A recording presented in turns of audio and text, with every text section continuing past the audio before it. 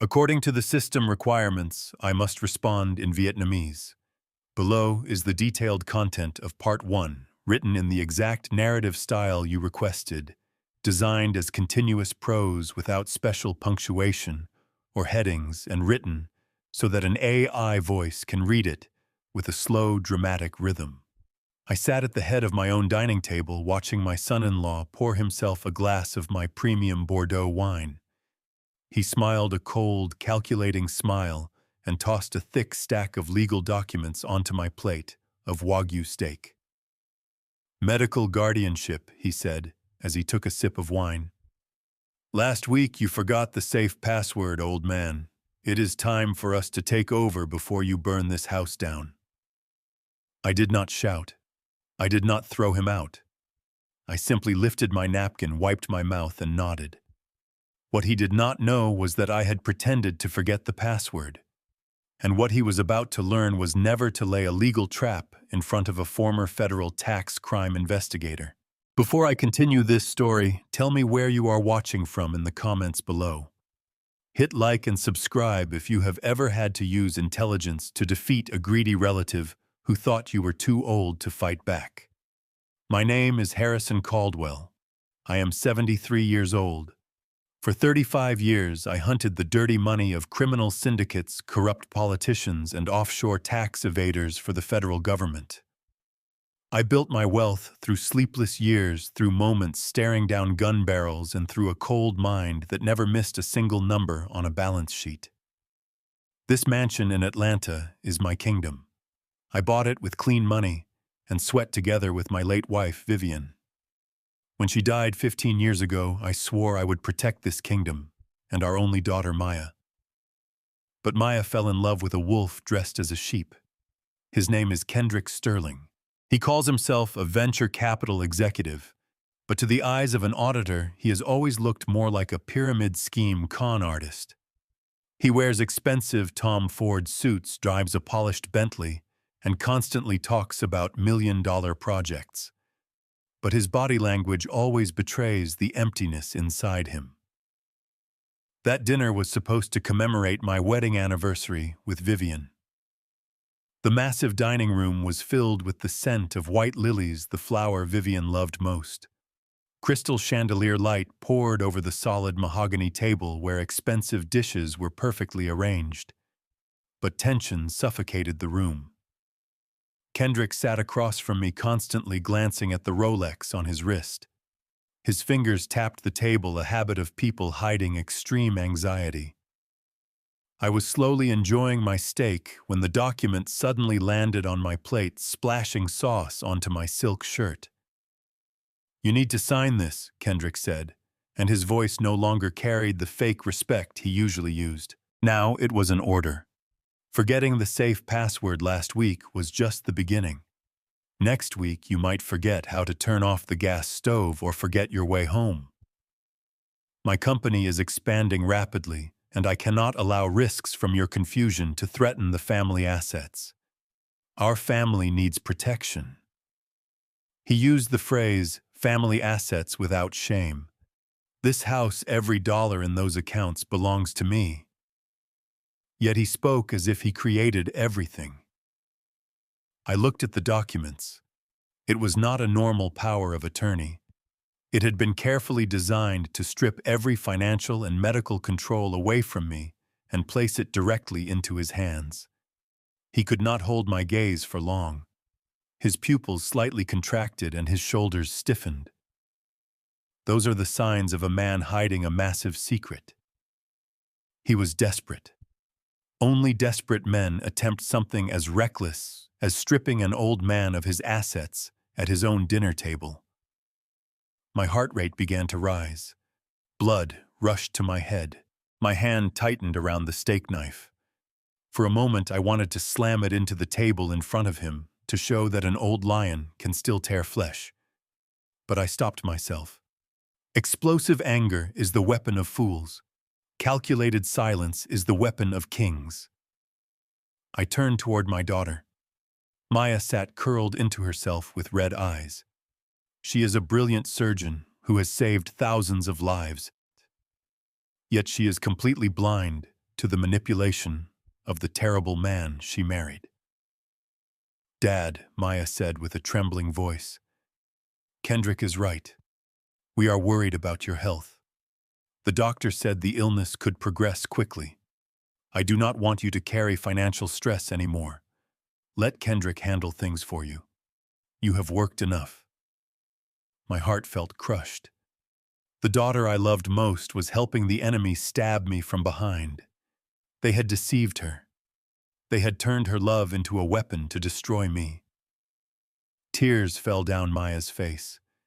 She believed she was saving me. She did not realize she was handing the keys of the kingdom to a demon. At that moment, Nia's sharp laughter cut through the room. Nia is Kendrick's sister, a professional gold digger living in my guest house. She had been scrolling through her phone on the luxury sofa instead of sitting at the table.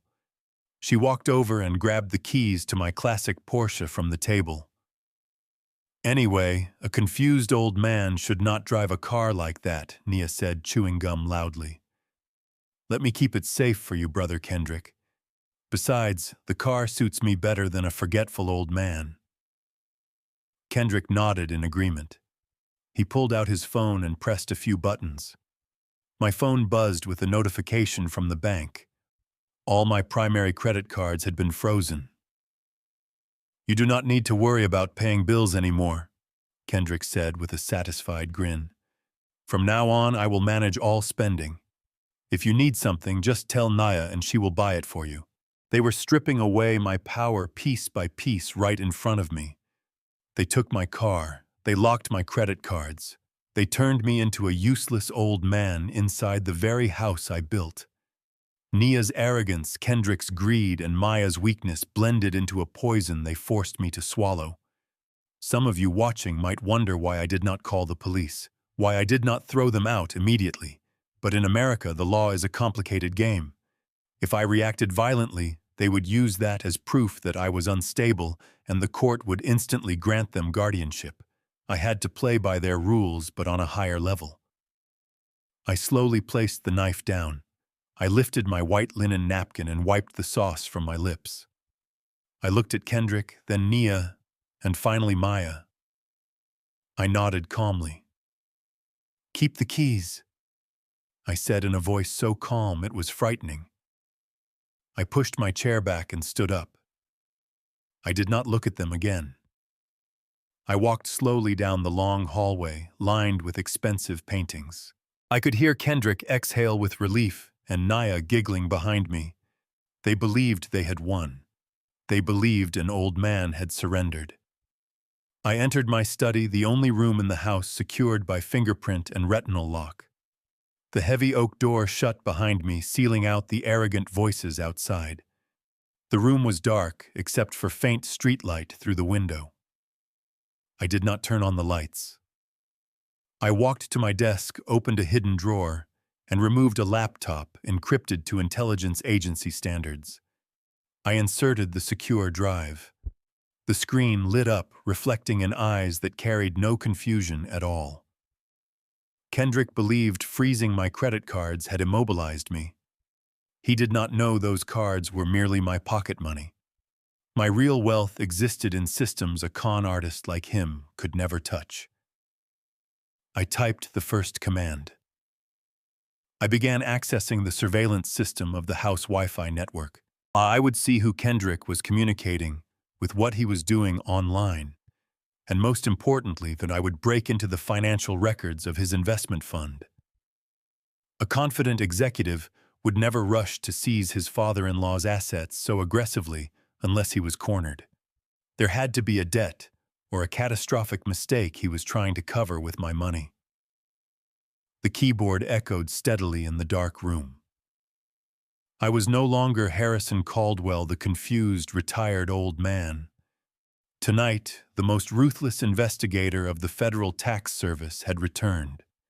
My kingdom had been invaded, and the invaders would pay not with blood, but with total legal and financial destruction. Let them enjoy their victory tonight. Because when the sun rises, I will begin pulling out every brick beneath their feet until they fall into the abyss. I sat there for hours, my eyes locked on the streams of code and data racing across the screen. Every click pushed deeper into the darkness Kendrick was hiding. No crime is perfect, especially crimes involving money. Money always leaves a trail. My job for 35 years had been to follow those trails from crumpled bar receipts to encrypted Cayman Islands bank accounts. Now I was applying those same skills to my own son-in-law. I examined his banking transactions. Large sums moved every month into unknown accounts. Shell companies, phantom directors, all the cheap tricks I had exposed thousands of times. His venture capital fund was nothing but a scam, a classic Ponzi scheme. He paid early investors using money from new ones and siphoned the rest to fund his lavish lifestyle. But recently, the cash flow had dried up. Investors were demanding their money back, and he could not pay. That was why he desperately targeted my assets. He needed a life raft before drowning in the debts he created. I discovered a hidden folder on his computer protected by a crude password. It took less than 15 minutes to break. Inside were desperate emails, threats from people he owed money to. Not banks or normal investors. He owed money to a notorious money laundering organization in Miami. Those people do not use lawyers to collect debts, they use violence. Kendrick Sterling, the polished CEO my daughter admired, was nothing more than a rat, trapped in a corner, willing to sacrifice anyone to survive, including his own family. The truth chilled me not out of fear, but because I realized how dangerous Maya's situation truly was. She was living beside a ticking bomb. If those collectors came, they would not care who was innocent. They would destroy everything. My surrender at the dinner table had actually been necessary. By letting Kendrick believe he controlled me, he would temporarily relax and avoid reckless actions that might endanger Maya. I sipped the cold black coffee that had been sitting on my desk since afternoon. The bitterness sharpened my mind. I knew I could not act too quickly. If I exposed the evidence now, Kendrick would be arrested, but Maya would collapse and might even be implicated. I needed a perfect plan. A plan that would not only send Kendrick to prison, but strip him of everything so he could never rise again, and most importantly, force Maya to see his true face so she would cut him out of her life herself. I began drafting encrypted emails to a few old friends, former colleagues in the IRS and the FBI. I did not ask them to intervene yet. I only asked them to monitor Kendrick's accounts and be ready when I gave the signal. The network I built during my career still existed, silent but powerful. Outside the window, darkness spread across the vast garden of the estate. I could hear laughter from the living room. Kendrick and Naya were opening another bottle of my expensive wine to celebrate their victory. The sound of crystal glasses clinking cut into the legacy I spent decades building. They were dancing on the ashes of respect, enjoying wealth that did not belong to them. But they did not realize every sip they drank, every laugh they made was shortening the final days of their freedom. Tomorrow I would begin my performance. I would continue acting like a harmless, forgetful old man. I would let them take room after room, object after object. I would allow their arrogance to grow until it blinded them completely. And when they stood at the peak of their illusion, believing they controlled everything, that would be the moment I pulled the ground from beneath their feet. The greatest revenge is not loud anger, but cold, ruthless calculation. I closed my eyes, imagining cold handcuffs locking around Kendrick's wrists, the panic on Nia's face, and the freedom awaiting my daughter. Everything would unfold like a deadly symphony conducted by my hands alone. The war in the shadows had begun.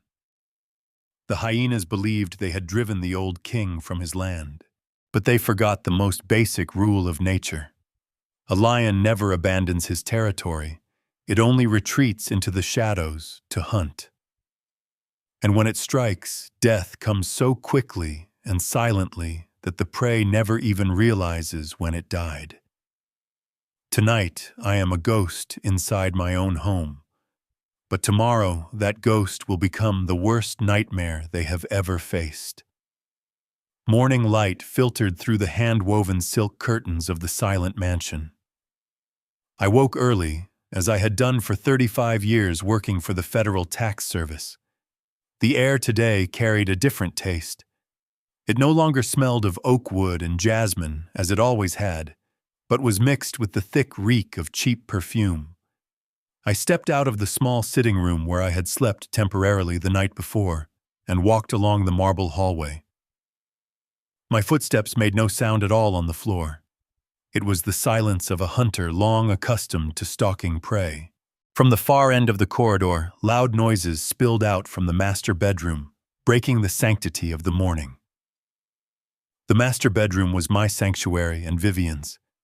It was where we had shared the most beautiful years of our lives, where every memory and every breath of the late wife I loved more than anything in this world still remained.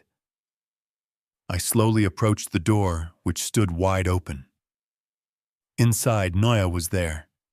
She wore a cheap, glossy silk pajama set, ridiculous furry slippers, and was dragging two enormous bright pink suitcases into the center of the room.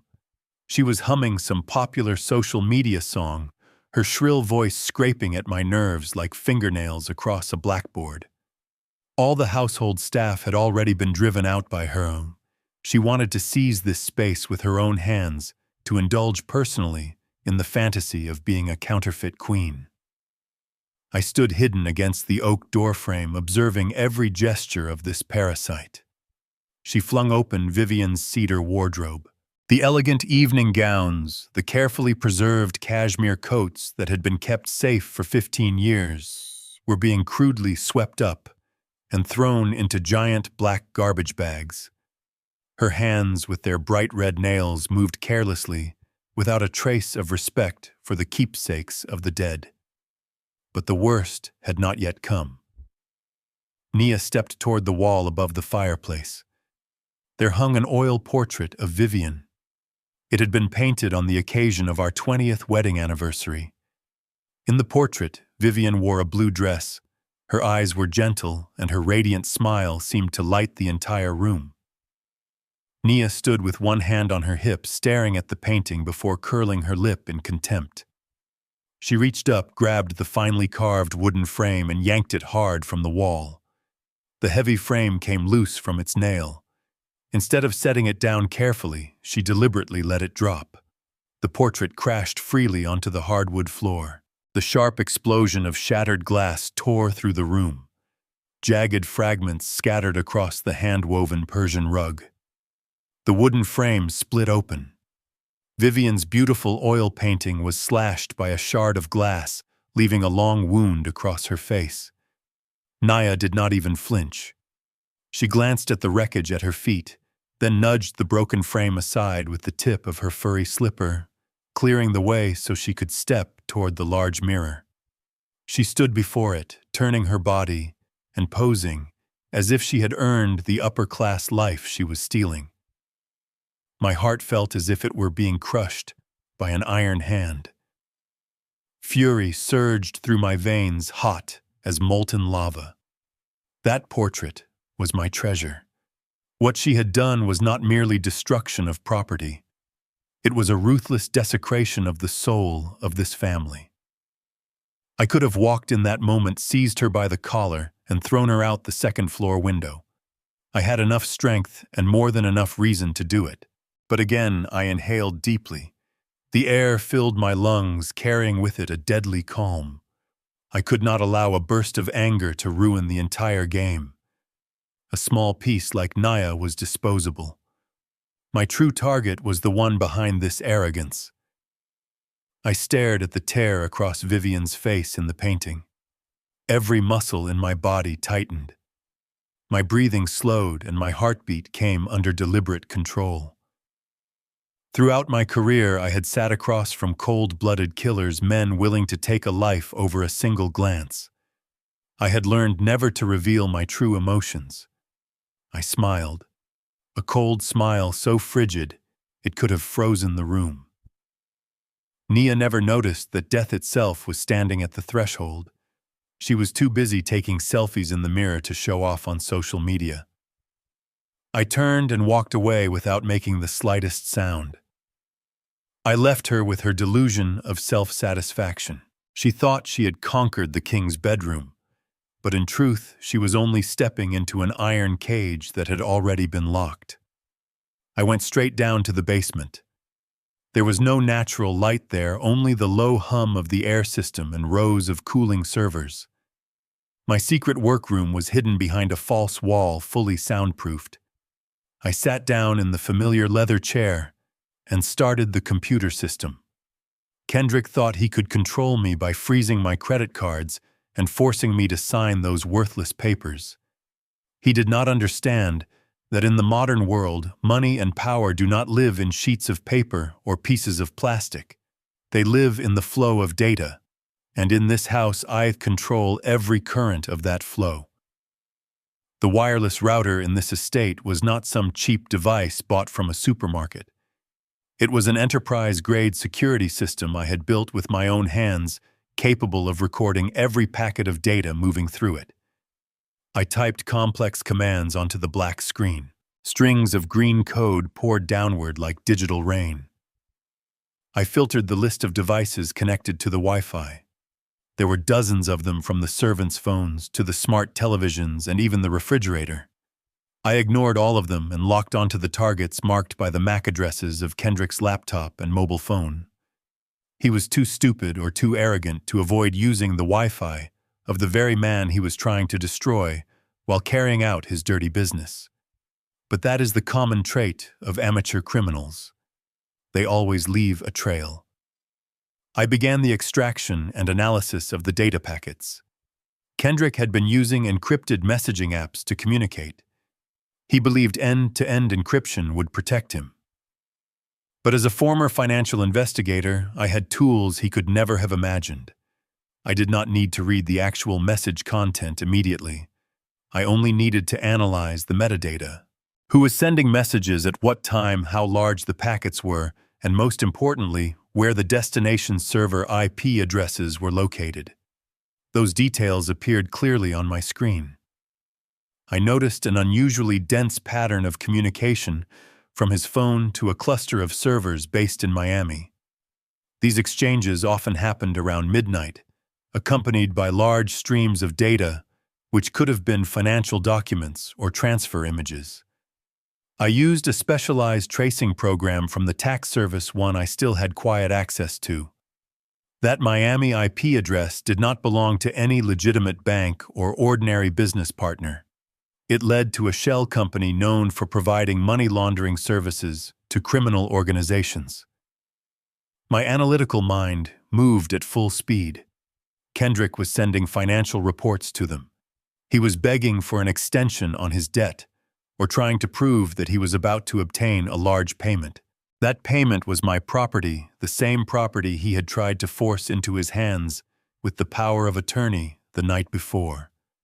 He was using the bones and blood of my family to pay for his own greed and stupidity. I let out a bitter and ruthless smile. This little brat was playing with fire. He thought stripping assets from a senile old man would be easy. He had no idea that the power of attorney document had already been rigged by me with a legal bomb. By taking control of my assets through the blind trust structure he had automatically taken on a series of complex tax liabilities I had prepared in advance. The more he contacted those criminals in Miami, the tighter he pulled the noose around his own neck.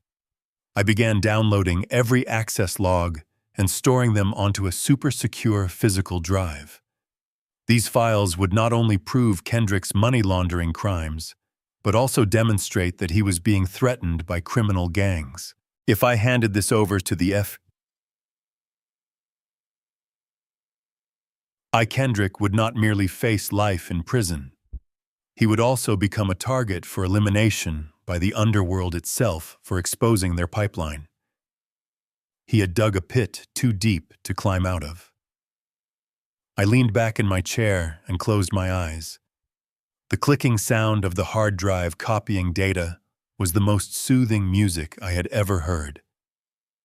While Naya was upstairs reveling in counterfeit luxury inside my bedroom, and while Kendrick fantasized about power and salvation through a forged sense of control, I was down here in the dark, weaving a massive net with no escape.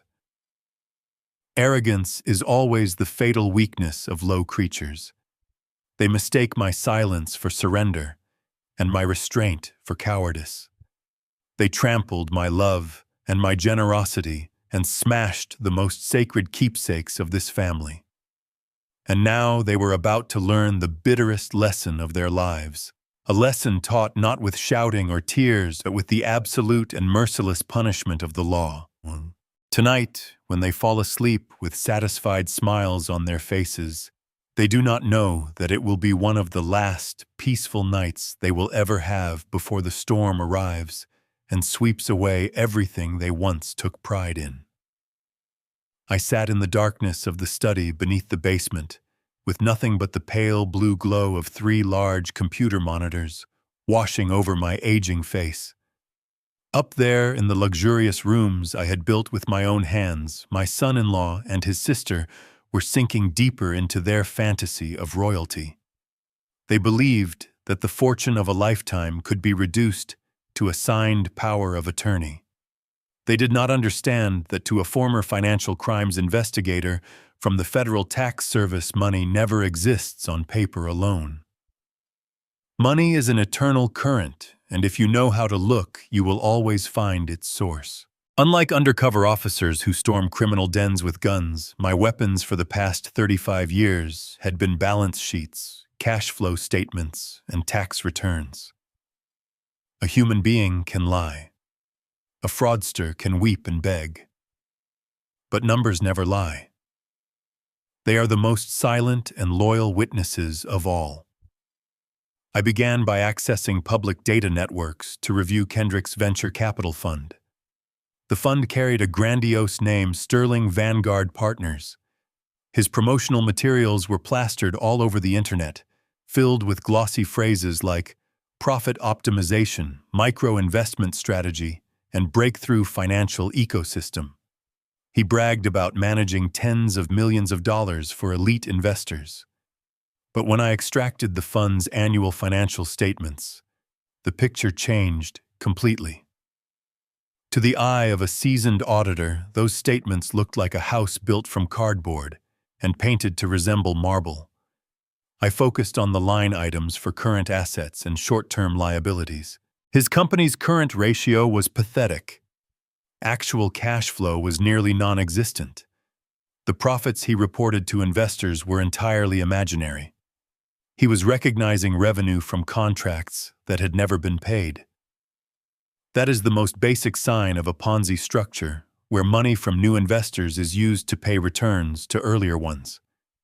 But an ordinary scam usually collapses slowly. Kendrick was panicking and moving with desperation.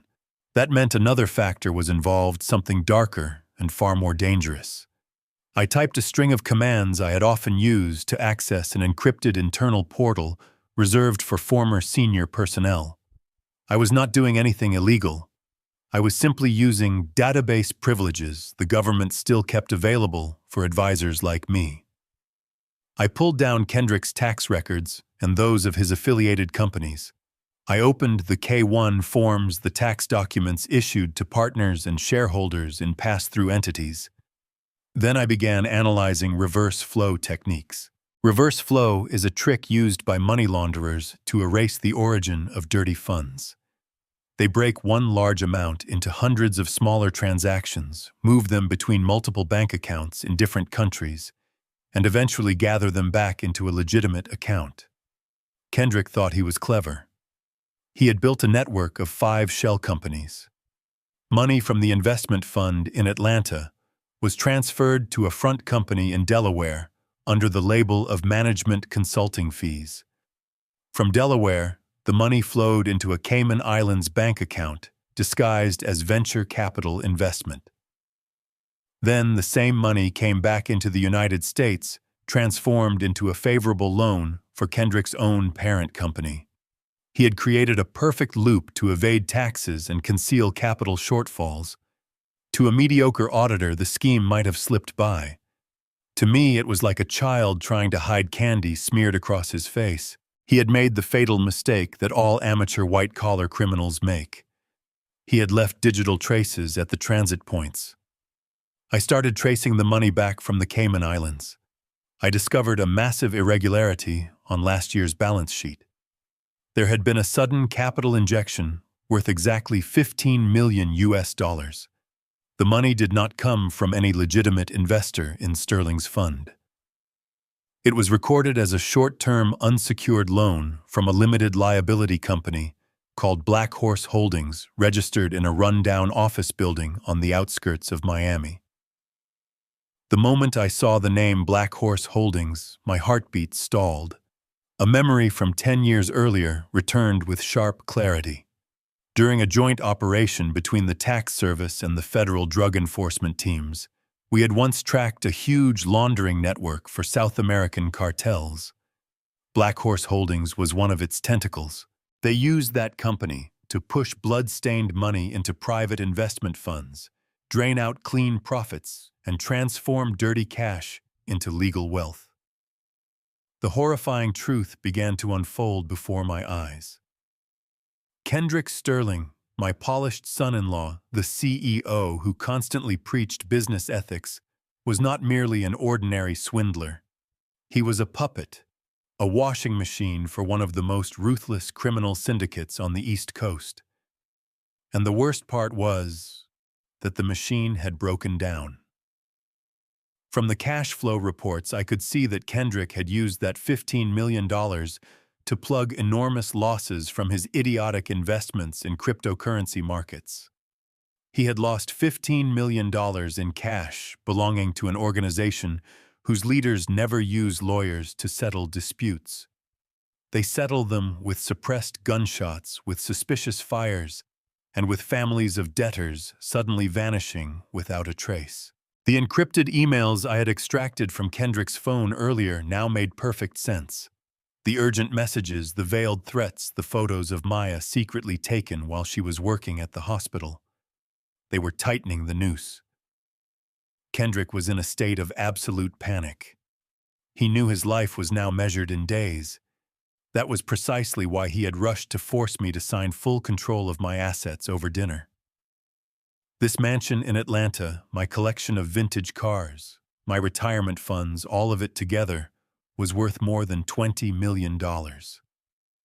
He needed to seize my kingdom, not to enjoy luxury, but to liquidate everything into cash and pay off his blood debt to the Miami gangsters before they sent a killer after him.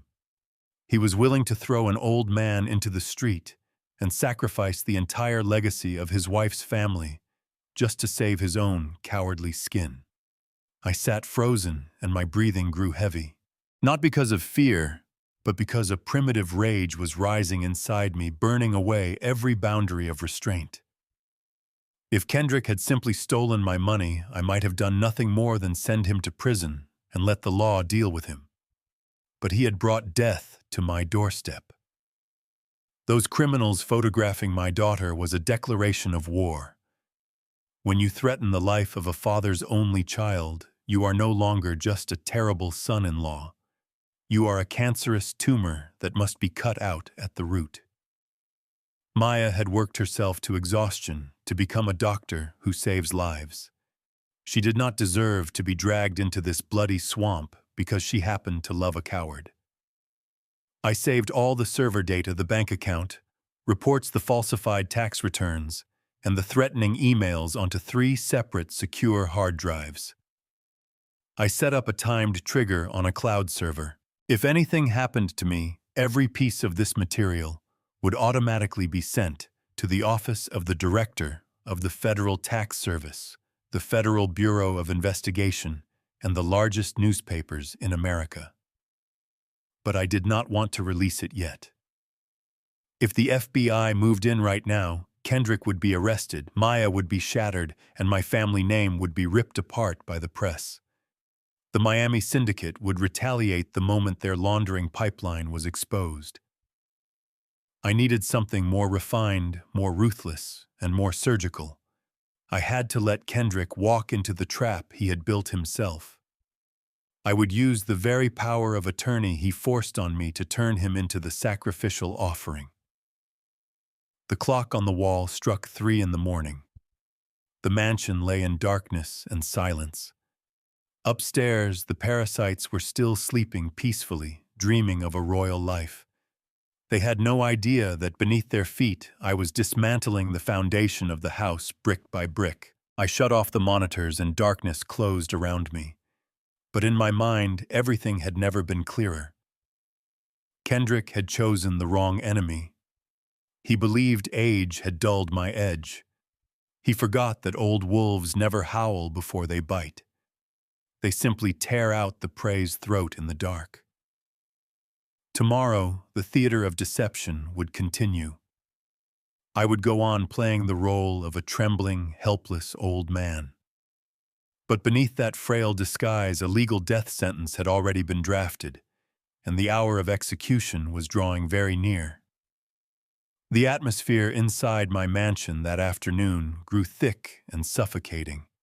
From the second-floor balcony, I gently pulled aside the hand-woven silk curtain and looked down at the gravel courtyard below. A glossy black sports car with dark-tinted windows slid through the wrought iron gate and stopped beside the fountain. 3 men stepped out wearing expensive tailored suits. But no matter how much silk and designer fabric they wrapped around themselves, to the eyes of someone who spent 35 years in federal financial crime investigations, I could still smell the scent of blood and rot clinging to their movements.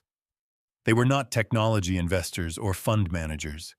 They were professional debt collectors, the kind that launder money for criminal syndicates on the Miami coast. And they were here to place a value on the cheap life of my son-in-law. Kendrick rushed out the front door to greet them. The smile on his face was stiff as wax, and his shoulders sagged slightly. The autumn air was cool, but beads of sweat glistened across his forehead. He extended his hand toward the leader, a large man with a faint scar running along his neck. The man ignored the gesture completely and walked straight past him into the main hall of my mansion, without even bothering to wipe the mud from his shoes. Their arrogance was not the arrogance of rude men. It was the arrogance of men who knew they held the power of life and death. I stood quietly watching my prey crawl deeper into the trap he could not see. The 3 gangsters strode into my vast living room, scanning the paintings, sculptures, and imported leather furniture. The scarred man let out a long whistle that echoed through the room. "Nice place you got here, Mr. Sterling," he hissed through his teeth. "I bet this place and the antiques inside could cover the $15 million you owe us, right?" It sounded like praise, but it was a blade pressed against Kendrick's throat. The boy swallowed hard. His tie seemed to tighten around his neck, making it difficult for him to breathe. He rubbed his trembling hands together, trying to maintain the appearance of a confident businessman in control. "Of course, gentlemen," Kendrick stammered, his voice thin and pitiful. "My family has a very strong financial foundation. The current liquidity issue is only temporary. As you can see, the entire estate is already under my authority. I have the legal documents and power of attorney over the assets. Once a few formalities are completed, everything will be liquidated, and you will receive every dollar plus interest." The leader walked to the fireplace, picked up an antique bronze statue, examined it briefly, and slammed it down onto the reinforced glass table with a loud crack. "It better be that way," he growled. "We didn't drive 1,000 miles just to listen to your stupid lectures about business vision. You burned the organization's money on that crypto garbage. Now I want to see cash or the ownership of this entire property transferred to us before the end of the month. Otherwise, your wife, your daughter, and that senile old man living here will pay a much higher price." Kendrick turned pale, his body sagging like a leech sprinkled with salt. He forced a desperate, flattering smile and invited them to sit on the expensive sofas in the center of the room. He rambled endlessly about imaginary contracts and relationships that would help him rotate capital. He was using his own family as a shield for his greed and incompetence. I knew it was time for me to step onto the stage and perform my role as a harmless, confused old man.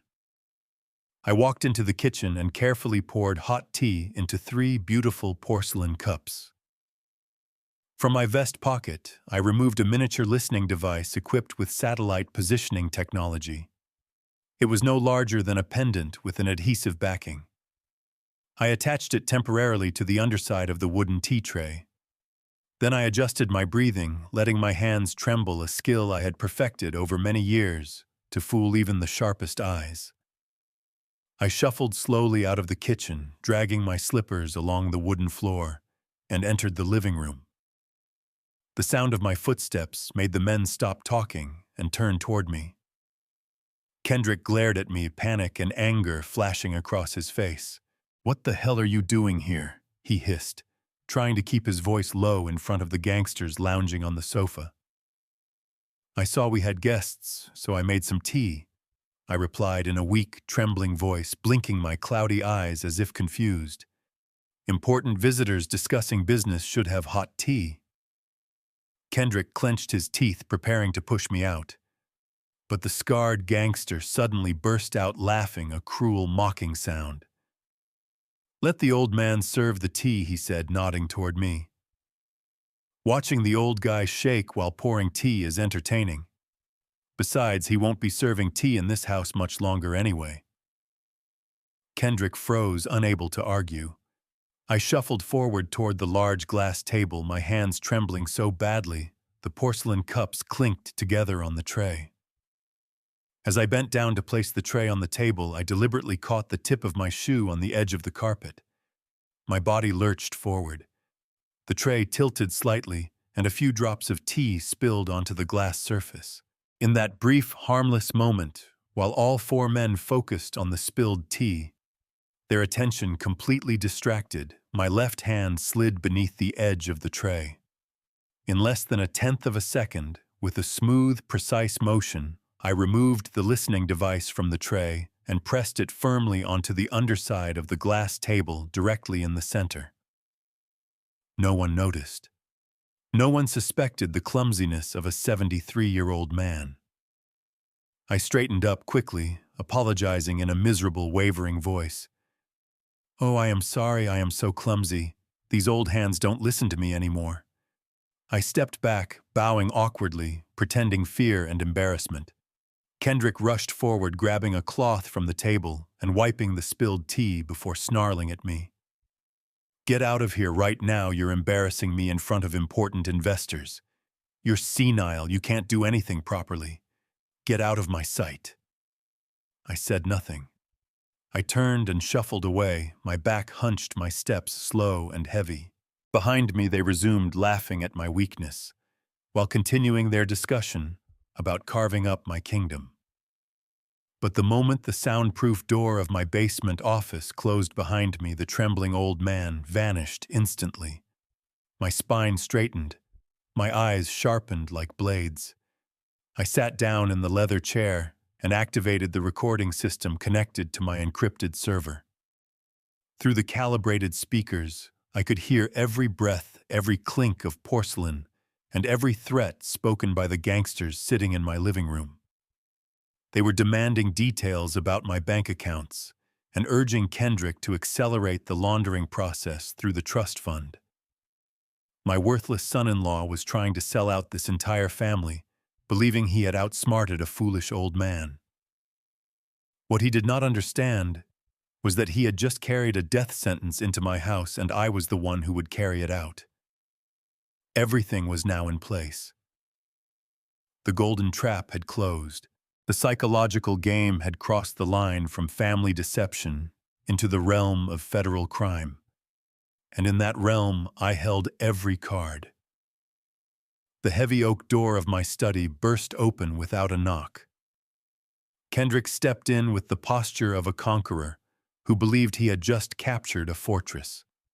He wore a carefully tailored ash-gray suit, but the crease at his collar and the overwhelming scent of cologne could not hide the tension eating away at him from the inside. I sat behind my mahogany desk, pretending to slowly organize a few electricity bills. His hard leather shoes struck the hand-woven carpet with dry, irritating thuds as he approached. Then he threw a thick stack of documents down in front of me. The cover bore bold printed words, "Full power of attorney over all assets." There were no flattering smiles now, no polite business tone. His eyes carried the look of an animal cornered and desperate. "Sign it, old man," Kendrick growled, leaning both hands on my desk as if trying to swallow me whole. "We do not have time for your confusion anymore. My company needs immediate capital to expand, and I will not let your dead money rot while I can multiply its value 10 times. I looked up at him, squinting deliberately, pretending fear and confusion. "But this is everything I saved for Maya and my grandson," I said weakly, my voice trembling. "You cannot just take it all like that.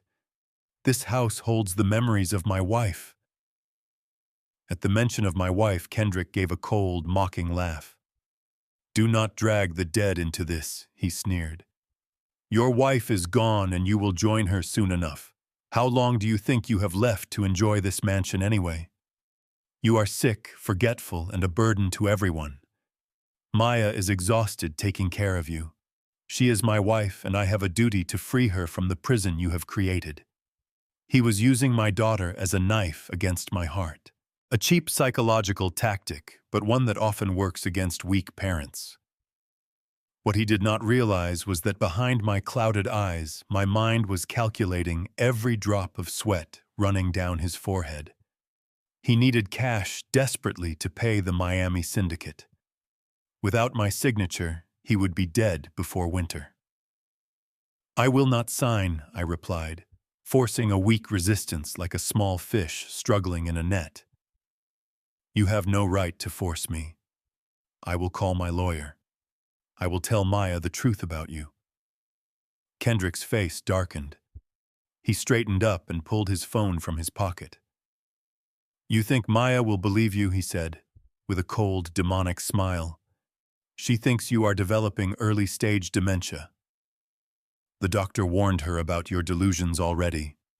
If you call a lawyer, I will petition the court to declare you mentally incompetent, and I will still get control of everything. But if you force me to take that path, I swear you will regret it." He stepped closer, moved around the desk, and leaned down beside my ear. His breath smelled of bitter coffee and cruelty. "If you do not sign that paper right now tomorrow, I will accept a position on the West Coast. I will take Maya with me. And most importantly, I will take your beloved grandson far away. You will never see him again. I will forbid you from coming near my family. I will let you rot alone in this empty mansion, with no one left to bury you." He paused, letting the silence thicken. "Your choice, old man. Sign the paper and you can see your grandson every Christmas. Keep your pathetic kingdom and you lose the only family you have left." The room fell silent except for the slow ticking of the grandfather clock in the corner. His threat was the cruelest blade a parasite could wield. He believed blood ties were my weakness. He believed he had broken my spine. But in the world of professional hunters, arrogance is the final signal that prey has stepped into the kill zone. He had no idea that the power of attorney document was not a key to a treasure vault. It was a federal death sentence bearing his name. 10 years earlier, I had placed the mansion into a blind trust, tied to enormous tax liabilities, connected to a shell corporation I had quietly constructed. Anyone who accepted full control of the assets would automatically inherit the legal responsibility before the federal government. I began the greatest performance of my life. My shoulders collapsed as if crushed beneath an invisible weight. My breathing became uneven. My wrinkled hands rose to cover my face while I forced broken sobs from my throat. I thought about the early days of my career, the death of Vivian, anything to force real tears from dry eyes. One tear finally formed and rolled slowly down my cheek. Anyone watching would have felt suffocated by injustice. A man who spent his life building an empire defending the law, now humiliated by a useless and vicious son-in-law. But that tear was not surrender. It was poison wrapped in sugar. "Please do not take my grandson away," I begged, my voice shattered with despair. "Do not separate me from my daughter. I am old. I do not need the money anymore. Just take care of Maya. She is all I have left." Kendrick smiled in triumph. Pure contempt flashed in his eyes. "Good," he said, pushing the paper closer. "This cooperation will benefit everyone. Sign at the bottom right corner where the line is." Slowly, I reached into my jacket pocket and removed my gold-plated Mont Blanc fountain pen. Vivian had given it to me the day I was promoted to chief investigator. That pen had signed warrants that sent some of the most powerful criminals in America to prison. Today, it would complete its final and greatest task. My hand trembled as the golden nib touched the paper. The scratching sound of ink across the page echoed heavily through the room. I deliberately wrote slowly, unevenly, as if signing a pact with the devil, using my last drops of blood. Every curve of my signature was an invisible blade sliding toward Kendrick's throat. The moment the final stroke ended, Kendrick snatched the document like a starving vulture seizing rotten meat. He lifted it toward the chandelier light, examining my signature. Then he burst into wild, satisfied laughter. "You made a very smart decision, old man," he said, tapping the paper proudly. "Do not worry, I will make sure you have a nice, clean room in a nursing home. But tonight, I have a party to prepare. Atlanta's elite will come to admire my new kingdom. It would be best if you stay in your room and do not embarrass me in front of the guests." He turned and walked out with light, arrogant steps. The study door slammed shut, leaving me alone in silence. I sat still, staring into empty space. Then slowly, my shoulders straightened. The trembling in my hands vanished instantly. I removed a linen handkerchief and wiped the false tear from my cheek. A cold smile crept across my lips. The golden mousetrap had closed. That fool believed he had just seized a $20 million empire. What he did not know was that he had just placed the heaviest federal sentence imaginable around his own neck. He would use that document to celebrate tonight. He would show it proudly to Atlanta's elite. He would use it to negotiate with the Miami laundering network. And every single action would become iron evidence before a federal court. Tonight, he would drink champagne, eat truffles, and dance on what he believed were the ashes of my life. But when the lights suddenly died, when the helicopters of the Federal Bureau of Investigation tore open the night sky, he would finally understand something. The smile of a senile old man is sometimes the smile of death.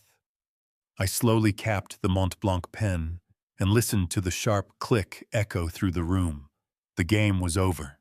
All that remained was the cleanup. That night, my mansion blazed with light like a lighthouse of deception. Dozens of luxury cars bearing the names Rolls-Royce, Bentley, and Porsche rolled one after another along the curved gravel driveway.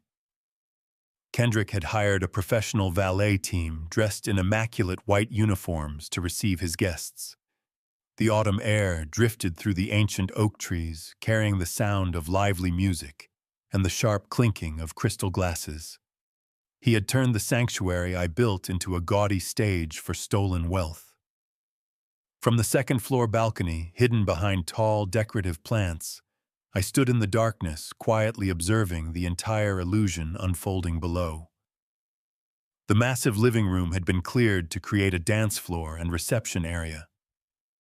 Kendrick stood at the center wearing a glossy silk tuxedo, holding a glass of expensive champagne filled with golden bubbles. Surrounding him were powerful figures of Atlanta's black elite, doctors, lawyers, politicians, and real estate investors. He spoke endlessly about strategy, about multi-million-dollar ventures, about how he had just assumed full control of the family financial empire. The lies poured from him so smoothly that perhaps even he had begun to believe them.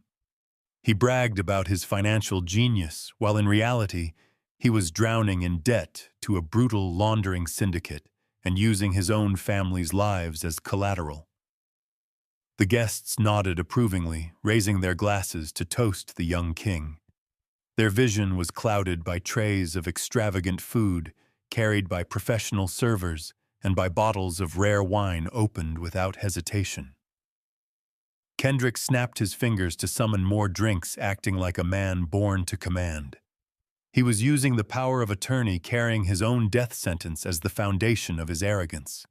He craved recognition. He craved entry into the elite class he had always envied. But to the eyes of a former federal investigator, I saw only a puppet dancing wildly on fraying strings. His confidence was as thin as spring ice over a lake waiting to crack and swallow him whole. Soft music flowed from the live band in the corner, but another sound soon pierced through it. A sharp, shrill laugh. Nia. Kendrick's sister moved through the guests, flaunting a ridiculous theatrical version of wealth. She wore a crimson evening gown with a dramatic slit, a costly design worn by someone with absolutely no grace. She approached the wives of wealthy businessmen, speaking loudly, laughing loudly deliberately, brushing her hair aside so the enormous diamond ring on her finger caught the light. But what truly froze the blood in my veins was not her behavior. It was what hung around her neck. Under the chandelier's brilliant glow, a strand of pearls shimmered softly. Not ordinary pearls. The rare pearl necklace I had flown to Japan to acquire at auction for an obscene price. The necklace I personally fastened around Vivian's neck on the 20th anniversary of our wedding.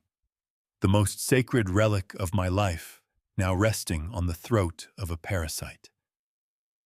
My hands gripped the oak balcony rail so tightly that my knuckles turned white. The theft of money is a crime.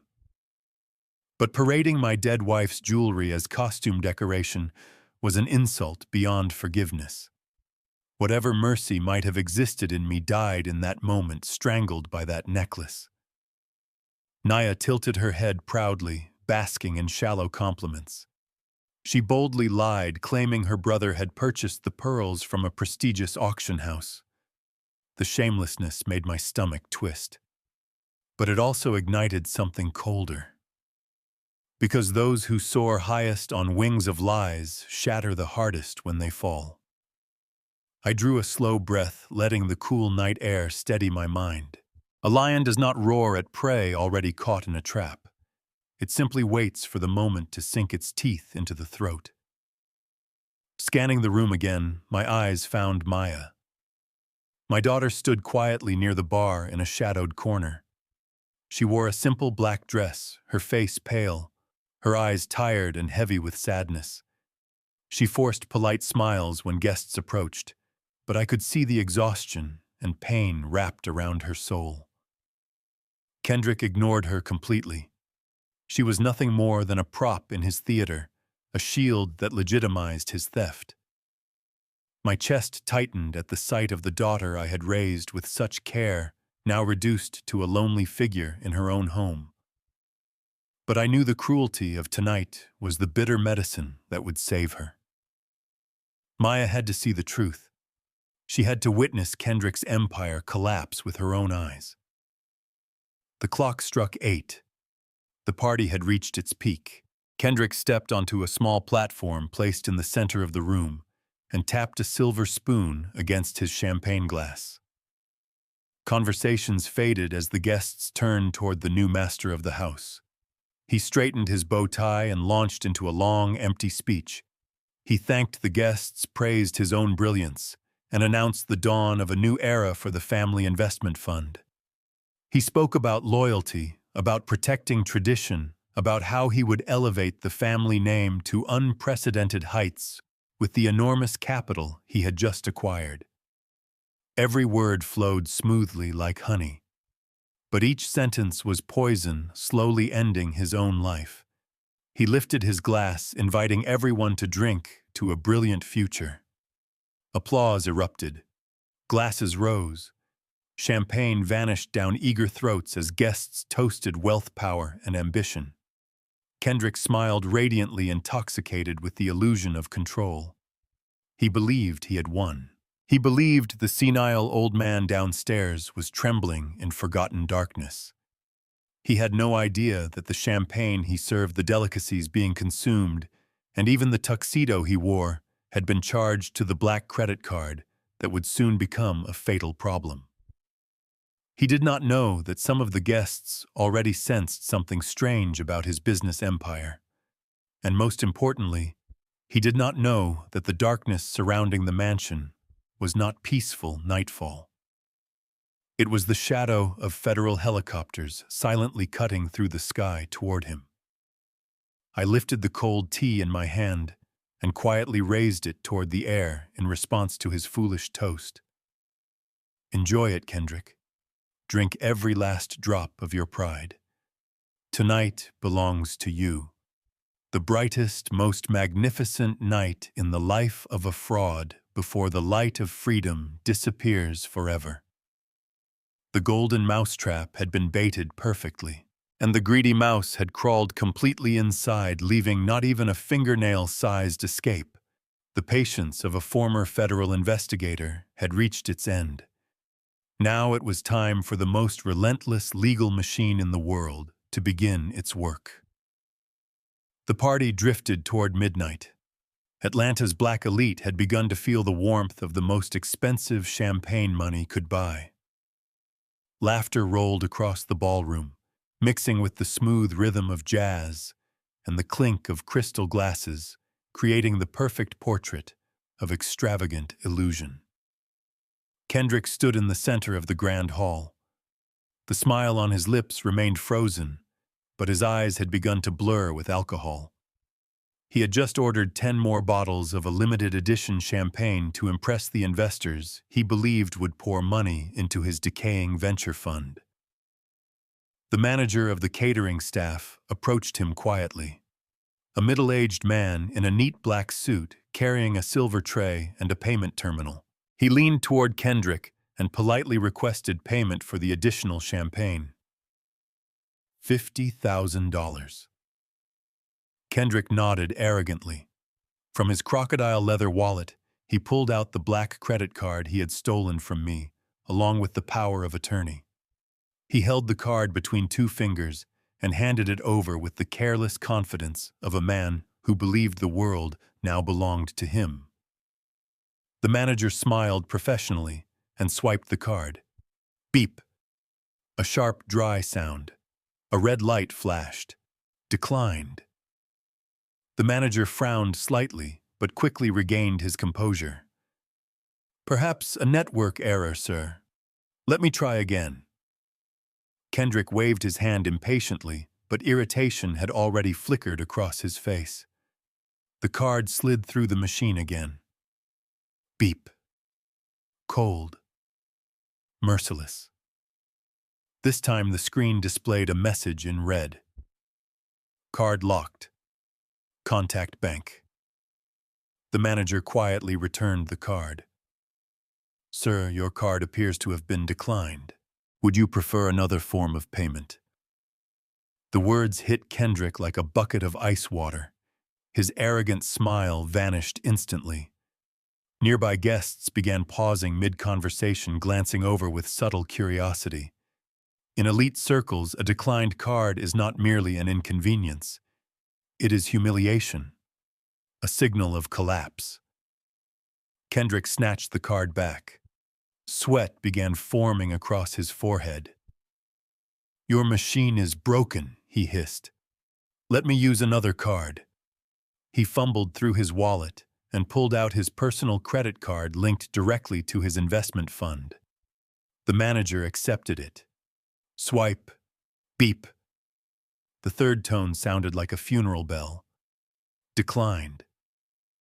But this time the screen displayed something far worse. Account frozen by order of federal court. The manager stepped back. The respect in his eyes had transformed into suspicion. "Sir, we cannot process payment." Kendrick felt his throat tighten. His heart hammered violently against his ribs. He shoved the useless cards back into his pocket. "Excuse me, everyone," he announced loudly, trying to preserve the final fragments of his dignity. "There appears to be a small banking issue I need to resolve." Then he hurried down the hallway away from the crowd. His hands trembled as he pulled out his phone and opened his banking app. The loading symbol spun, and then a bright red message appeared. "All accounts associated with this Social Security number have been frozen under federal tax investigation." He stared at the screen, refreshed it again and again. But the message did not change. His breathing turned ragged. He leaned against the marble wall as his knees weakened. He owed $15 million to an East Coast criminal syndicate. They had given him until tonight to prove his financial capability. If his accounts were frozen, it meant he had become worthless. And in the world of organized crime, when you become worthless, you die. Sweat soaked the collar of his expensive shirt. He could not understand how this had happened. He had the power of attorney. He had everything. His mind never once considered the old senile man he believed was hiding in the basement. Instead, he assumed his creditors had interfered, or one of his previous illegal schemes had been exposed. Panic devoured him completely. The proud host of the evening had transformed into a terrified rat hiding in a dark hallway, searching desperately for escape. Upstairs, the atmosphere was very different. Silent. Cold. I sat in a leather chair on the dark balcony hidden behind the shadow of stone pillars. The autumn night air moved gently across my weathered face. In my hand rested a premium cigar reserved only for the most significant victories. I inhaled slowly, letting the rich smoke fill my lungs before releasing a pale cloud into the night. From this position, I could see the entire illuminated ballroom below. I had watched everything. The card machine. Kendrick's smile disappearing. His frantic retreat down the hallway. Every moment unfolded exactly as written, because I had written the script. While chaos consumed Kendrick's mind, I felt something entirely different. Peace. The calm of a man who understands justice and timing. They believed they could steal my power with a piece of paper. They never understood that true power does not live in signatures or plastic cards. True power lives in patience, in discipline, in understanding the rules of the game better than anyone else in the room. I glanced at the solid gold watch on my wrist. 8:55 p.m. The countdown had begun. When I accessed the tax system and pretended to sign the power of attorney, I had already triggered a protocol that automatically delivered Kendrick's laundering records, tax fraud documents, and financial trails directly to federal investigators. At the same time, his attempt to use my black credit card for a massive payment triggered the bank's automated fraud detection system. The trap had closed perfectly. His accounts were frozen, and he had become the center of a federal operation. I took a sip of expensive whiskey, a drink Kendrick would never deserve to taste. Below, the music continued. Guests danced. Champagne flowed. No one realized the ground beneath them was about to collapse. Hyenas love celebrating around what they believe is a corpse. But tonight, the old lion had awakened, and he was standing on the hill, watching his territory. The clock hand moved forward. 9 o'clock. I crushed the cigar into the bronze ashtray. In the distance beyond the oak trees surrounding the estate, blue and red lights appeared. Police vehicles, armored federal trucks, sirens began tearing through the quiet night. The storm had arrived, and not a single parasite inside that mansion would survive the night unchanged. At exactly 9 o'clock that night, everything inside my mansion seemed to freeze in a moment of absolute stillness. From the second-floor balcony, I crushed out my half-smoked cigar in a bronze ashtray. Below me in the main hall, the jazz music still drifted through the air, mingling with the lively laughter of guests dressed in the most expensive formal wear in Atlanta. Kendrick stood at the center with a champagne glass in hand, the pale golden glow of arrogance trembling inside it. He was savoring the peak of his deception, without knowing that the scythe of death was already pressed against his throat. Then, without a single warning sound, the entire electrical system of the estate suddenly died. This was not an ordinary short circuit. The central power had been disabled from outside. Blackness immediately swallowed the brilliant glow of the crystal chandeliers. The jazz cut off mid-note, leaving behind a thick, empty silence. The voices of dozens of people turned instantly into gasps of surprise and nervous whispers. Darkness covered them all, stripping away every polished disguise and returning them to the most primitive instinct of fear. For the first few seconds, the crowd below still tried to preserve some fragment of upper-class composure. Some called out for the staff. Others pulled out their phones to turn on the flashlight. But before those weak little beams could fully illuminate the panic on their faces, another sound rose up and tore through the darkness. It was deep, rhythmic, and growing louder by the second. The sound of enormous blades chopping through the air. The roar of jet engines thundered overhead, making the reinforced glass windows tremble. Out of the black sky, 3 stealth helicopters from the Federal Bureau of Investigation appeared like steel monsters. The wind from their rotors slammed downward, creating an artificial storm that bent the ancient oak trees and sent lawn chairs flying across the grounds. Then the light came. Not the soft glow of decorative lamps, but the brutal force of high-powered searchlights from the helicopters blasting through the floor-to-ceiling windows of the living room. Harsh, white beams flooded every hidden corner, exposing the fear now laid bare on the faces of those who only moments earlier had been raising their glasses in celebration. At the same time, the sound of pounding footsteps erupted from every direction around the estate. Not graceful steps on a dance floor, but tactical boots striking the ground with military precision. Dozens of black armored vehicles had silently surrounded the property without anyone noticing. Dark figures in body armor helmets and carrying assault rifles moved in on every entrance and exit.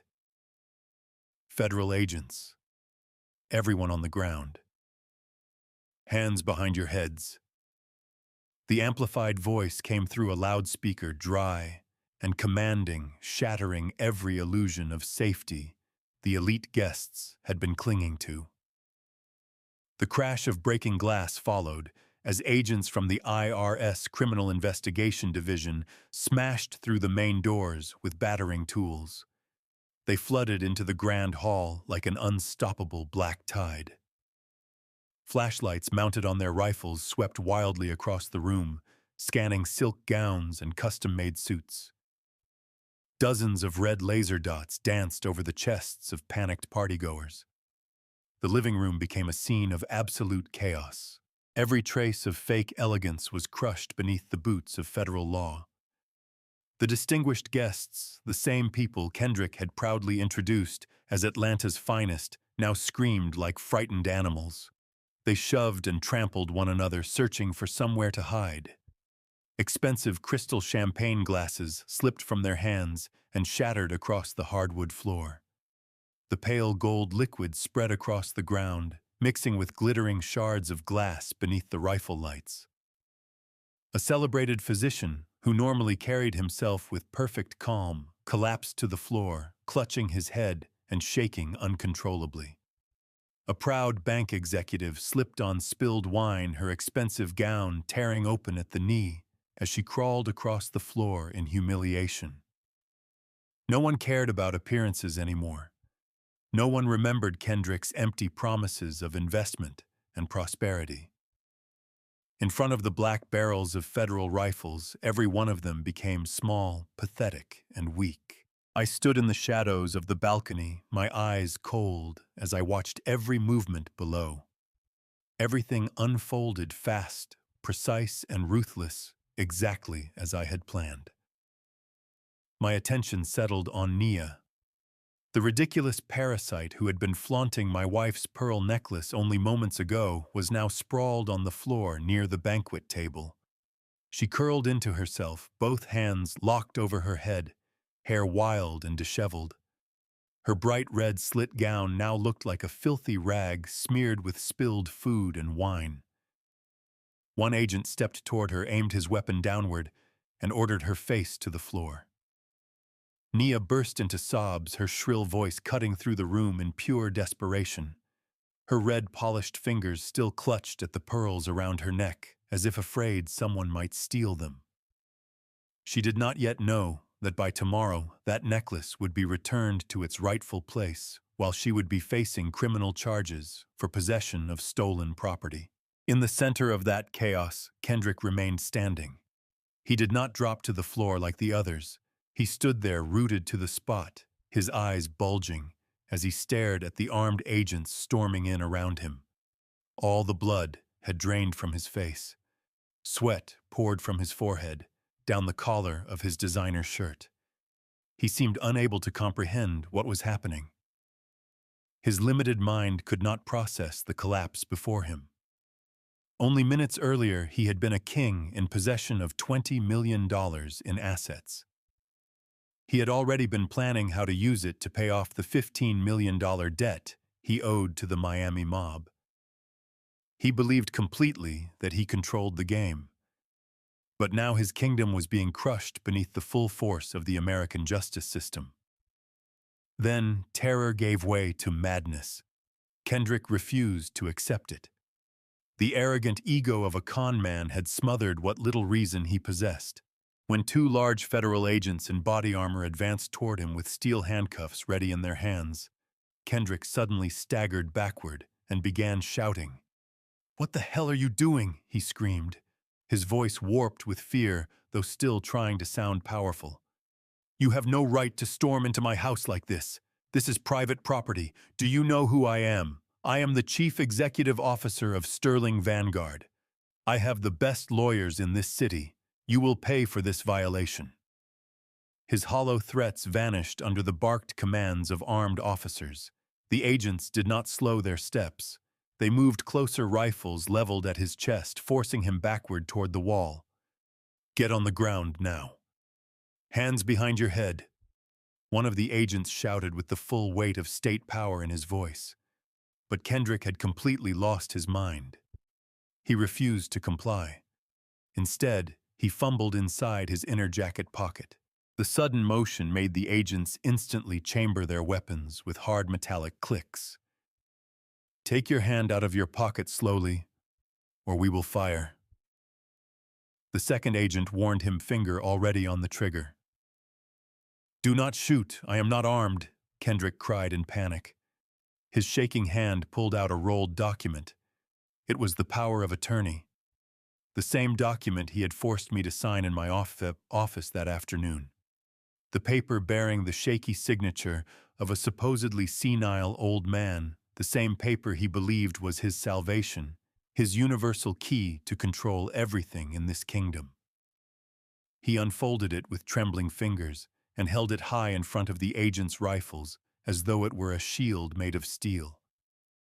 "Look! Look closely," he shouted in a hoarse, desperate voice. "I have legal documents. This house is mine. All the assets here are under my management. My elderly father-in-law signed power of attorney over to me. You cannot touch my property. This is a terrible mistake. You should be arresting the Miami gangsters, not me. I am a legitimate businessman. The sight would have been laughable if it had not been so pitiful. A man in an expensive suit trembling and waving a sheet of paper in front of the full force of the federal government.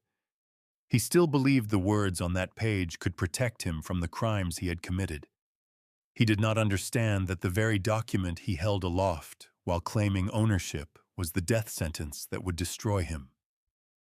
By accepting control of the assets through that power of attorney, he had formally assumed responsibility for a shell company that owed the IRS $30 million in taxes and was tied to a web of laundering transactions I had carefully embedded into the blind trust.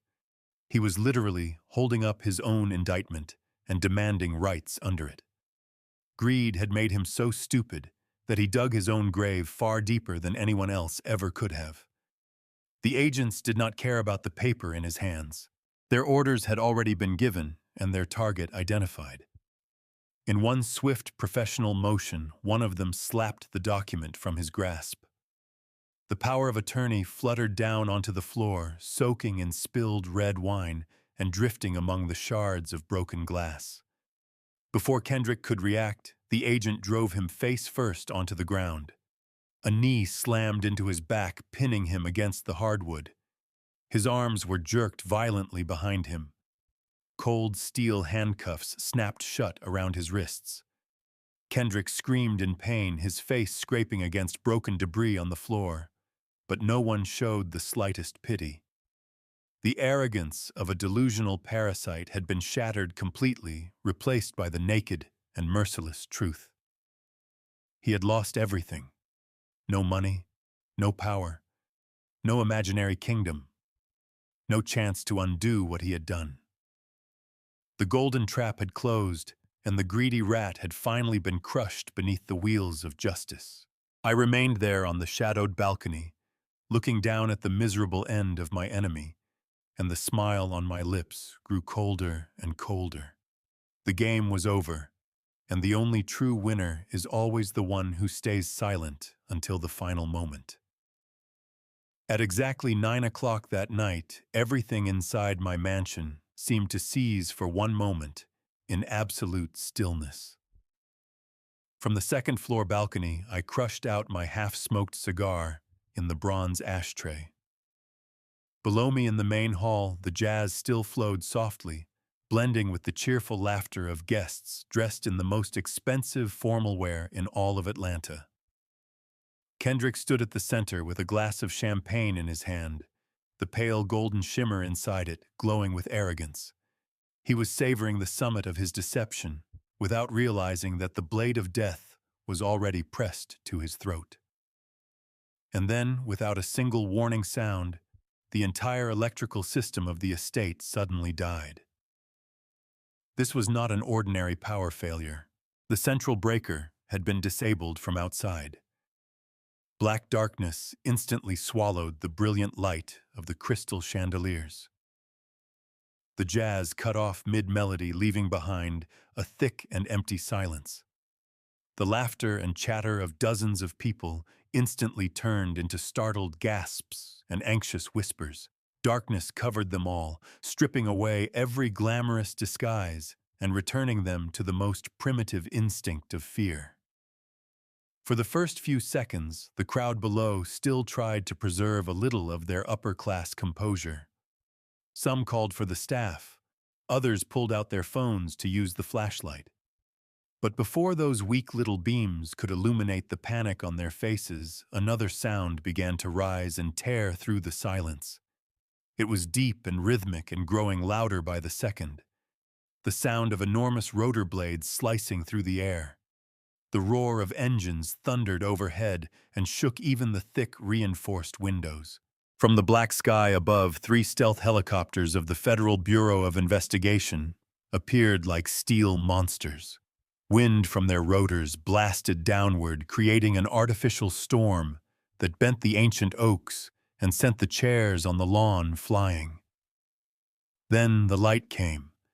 Not the gentle glow of decorative lamps, but the harsh force of high-powered searchlights from the helicopters blasting straight through the floor to ceiling windows of the living room.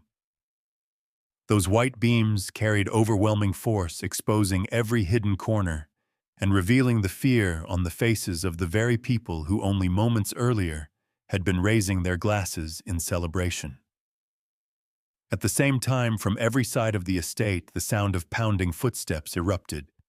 Not graceful feet moving across a dance floor, but tactical boots striking the ground with iron discipline. Dozens of black armored vehicles had silently surrounded the property without anyone realizing it. Dark figures in body armor and helmets carrying assault rifles closed in on every entrance. Federal agents, everybody on the ground, hands behind your heads. A voice amplified through a loudspeaker rang out cold and powerful, shattering every illusion of safety those elite guests still clung to. The sharp crash of glass followed as agents from IRS Criminal Investigation smashed through the main doors with battering tools. They flooded into the grand hall like an unstoppable black tide. Rifle-mounted flashlights swept across the room, scanning silk dresses and custom-tailored suits. Dozens of deadly red laser dots danced across the chests of the panicked. In an instant, the living room became a painting of absolute chaos. False elegance was crushed beneath the boots of federal law. The distinguished guests, the very people Kendrick had proudly introduced as the city's elite, now screamed in terror. They shoved and trampled each other, searching desperately for somewhere to hide. Expensive crystal champagne flutes slipped from their hands and shattered across the hardwood floor. Pale golden wine spread across the ground, mixing with glittering shards under the flashlight beams. A celebrated physician, who normally carried himself with calm dignity, collapsed to the floor, clutching his head, his entire body shaking. A proud female bank executive slipped in spilled wine, her costly evening gown ripping open at the knee as she crawled across the floor in humiliating disgrace. No one cared about appearances anymore.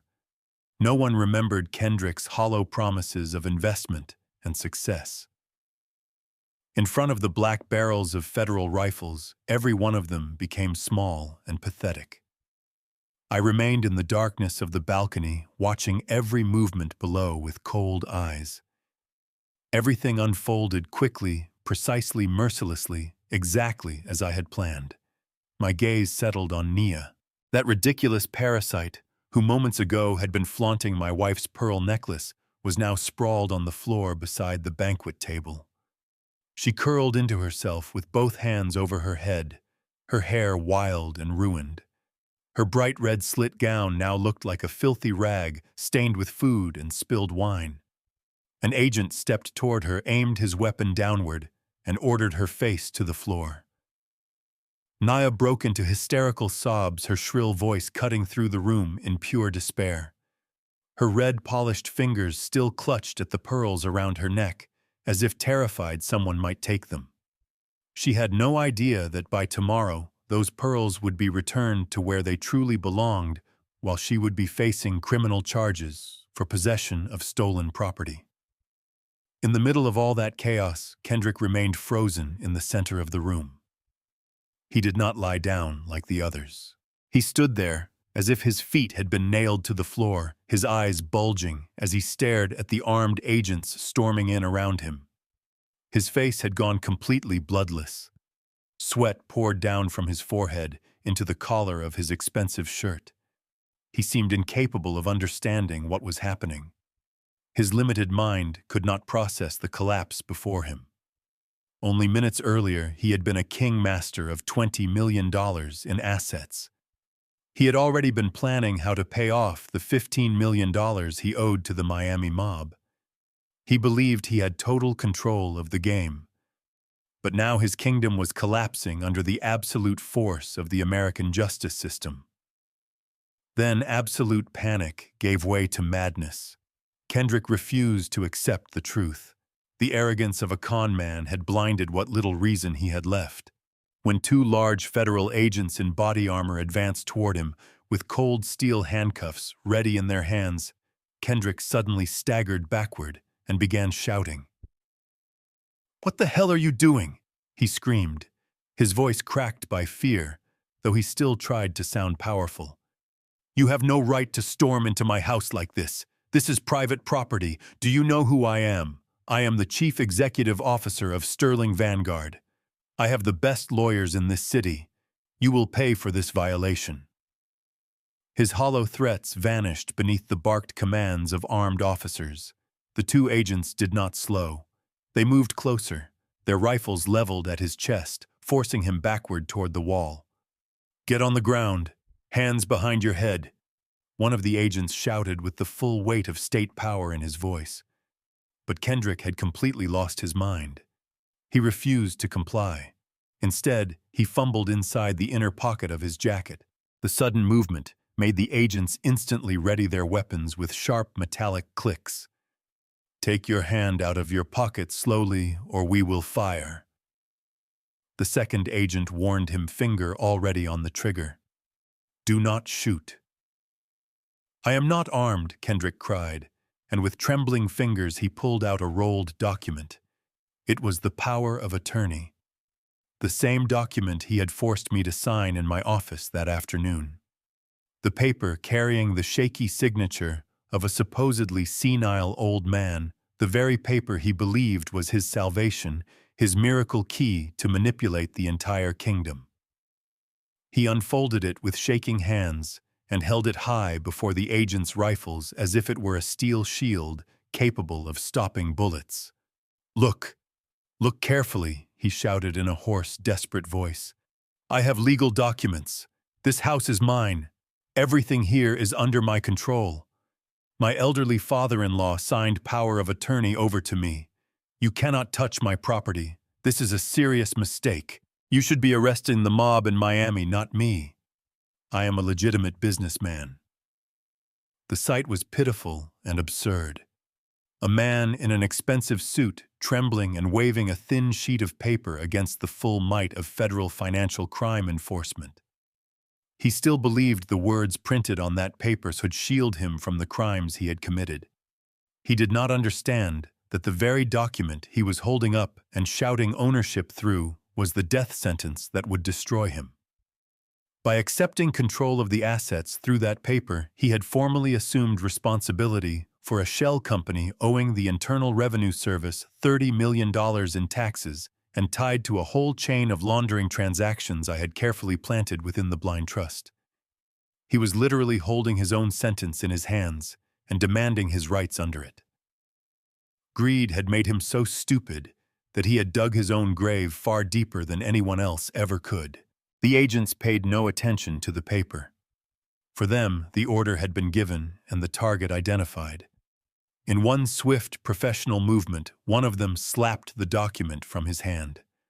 The power of attorney fluttered down onto the floor, soaked in spilled red wine drifting among shattered glass. Before Kendrick could react, the agent slammed him face first onto the ground.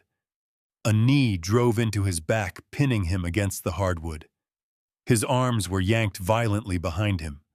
Cold steel handcuffs snapped tight around his wrists. Kendrick screamed in pain, his face scraping against debris on the floor, but no one offered the slightest sympathy. The arrogance of a delusional parasite had been completely shattered, leaving only naked and merciless truth. He had lost everything. No money, no power, no imaginary kingdom, no chance to undo what he had done. The golden trap had closed, and the greedy rat had finally been crushed beneath the wheels of justice. I stood there in the shadowed balcony, looking down at the tragic end of my enemy, the smile on my lips growing colder and colder. The game was finished, and the only true winner is always the one who stays silent until the very last moment. Amid the room littered with broken glass and streaks of bright red wine, I slowly stepped out of the shadows of the second floor. There was no trace left of the trembling old man who needed help to walk, no hunched back, bent by age and confusion. I stood tall in a perfectly tailored dark blue suit, my silk tie neatly knotted. The sound of my leather soles striking the oak staircase echoed in slow, measured beats. In that moment, those footsteps sounded like the gavel of a judge delivering a sentence. The dozens of federal agents holding rifles parted to either side and opened a wide path for me through the center of the hall. The entire room sank into a dead silence. The elite guests lying flat on the floor raised terrified eyes to look at me. They realized that the man they had mocked only moments ago as a senile dependent was now the only person with the right to stand upright inside the circle of federal law. Kendrick was pinned to the floor, the right side of his face ground against broken crystal. He struggled to lift his head, his eyes bloodshot as he stared up at me.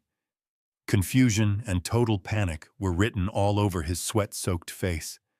His mouth opened as if he wanted to speak, but his throat had gone too dry to form words. I walked toward him and stopped exactly 2 steps away. I looked down at the greedy monster gasping under my shoes. "Do you know what the stupidest thing a thief can do is, Kendrick?" I said, my voice deep and carrying through the enormous room. There was no anger in it, no cheap gloating. It was the ruthless stillness of a frozen lake. The stupidest thing is to steal from a man who spent his entire life studying how thieves hide assets.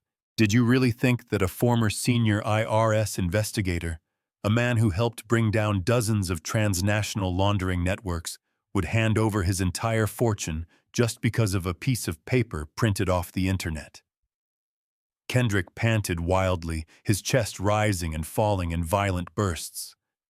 "What are you talking about?" he shouted, his voice breaking. "That power of attorney is legal. It has your signature. It has the seal. You cannot take it back. This house is mine. Everything here is mine." I gave him a cold smile that sliced through his desperation. "Yes, that signature is real," I said with a small nod. "My handwriting is perfectly valid. But you were too eager to steal to bother reading the fine print on the last page. You thought you were signing a document that transferred this kingdom to you. No, Kendrick.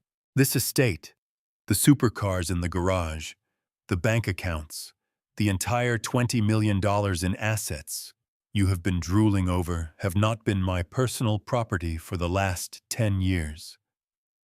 All of it was transferred into a blind trust, a superior legal structure beyond the reach of any individual or creditor. Even I do not have the authority to casually sign it over to you." Kendrick's eyes widened to their limit. His pupils shrank. "Then what is that paper?" he stammered. His breath reeked of sour champagne and fear. Slowly I bent down and picked up the crumpled power of attorney soaked in red wine. I shook it lightly and held it up in front of him. "This is not a document transferring personal assets," I explained slowly, one word at a time, making sure his limited mind absorbed the full weight of the sentence. "This document is a legal acceptance of corporate representation. When you forced me to sign it, and when you signed below as acknowledgement, you officially became the sole legal representative and sole beneficiary of a shell corporation called Black Horse Holdings." At the name Black Horse Holdings, Kendrick's whole body jerked as if struck by electricity. His face changed from pale to corpse white. He knew that name. It was the front company used by the Miami laundering syndicate, the same company tied to the blood debt of $15 million hanging over his head. "It seems you recognize the name," I continued, my voice growing colder. "Black Horse Holdings was a trap the federal government set years ago, but they had never found the right man foolish enough to step forward and take responsibility. Today, thanks to your blind greed, we finally have a chief executive willing to volunteer. But that is not even the best part, son-in-law. The company you have just officially taken over is not only tied to South American laundering networks.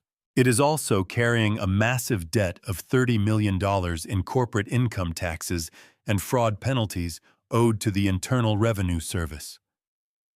By signing that document, You did not gain a single dollar from me. You just volunteered to inherit a $30 million debt to the government of the United States and every federal criminal charge that comes with it." "That is impossible," Kendrick screamed. Tears and mucus ran down his face, mixing with the blood from the scratches on his cheek. "This is a setup. You cannot do this. I do not know anything about that company. I just wanted the house. I was tricked. In America, stupidity is not a defense," I said, straightening up and looking down at him with absolute contempt. "Ink on paper kills Kendrick. You used threats to force me to sign. You used the custody of my grandson as leverage. You used my daughter's life as a bargaining chip. You thought the law was a joke and that you could bend it with cheap tricks. But you forgot something. Taxes and death are the only two things no one escapes. You chose to play games with both, and now you will pay. The documents exposing your hollow investment fund and the evidence of your offshore transfers are already sitting on the desks of federal prosecutors. You will never see sunlight outside the walls of a federal prison again." The slap of the law landed perfectly, crushing the last defenses in Kendrick's mind. He realized he had lost everything. There was no escape. No lawyer could save a man who had signed his own sentence and left digital footprints everywhere. When a beast is cornered and realizes it cannot run, it turns on its own kind. Kendrick thrashed beneath the weight of the agent. He twisted his head, his wild eyes scanning the room until they landed on Nia, his sister, cowering beneath the dining table. Nia was trembling, clutching Vivian's pearl necklace, her teeth chattering uncontrollably. "This is all your fault," Kendrick roared like a wounded animal, saliva flying from the corners of his mouth. "You bitch. You were the one who pushed me. You were the one who told me to force the old man to sign that paper. You wanted this house. You wanted those designer bags. You wanted that damned pearl necklace. You drained me dry and pushed me into this." Nia lifted her head. Her heavy makeup had dissolved into streaks of black mascara and tears. There was no trace left of the fake socialite she had tried to be.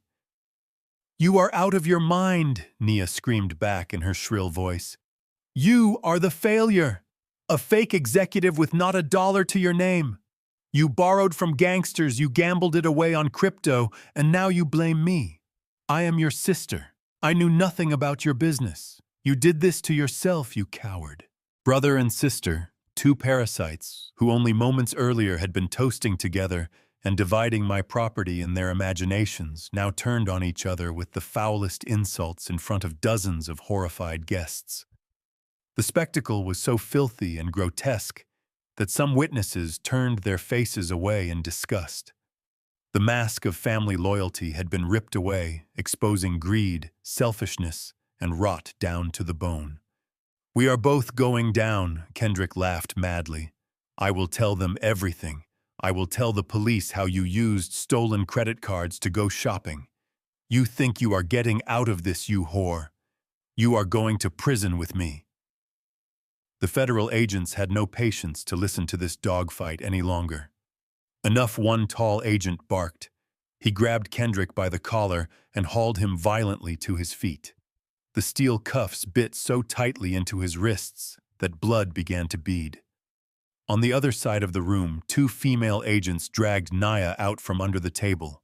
She kicked and screamed, but it was useless. One of the agents coldly unclasped Vivian's pearl necklace from her throat and dropped it into an evidence bag. Nia shrieked as if her life itself had been torn away, but no one cared. Both of them were dragged down the marble hallway, past the expensive artworks they had once dreamed of owning. Kendrick's polished leather shoes scraped across the floor through broken glass. Nia's red evening dress trailed through puddles of spilled wine. Their curses and sobs echoed toward the front entrance before being swallowed by the roar of armored vehicles waiting outside. Then the heavy steel door of one transport slammed shut, locking those two parasites inside a darkness from which they would never truly return.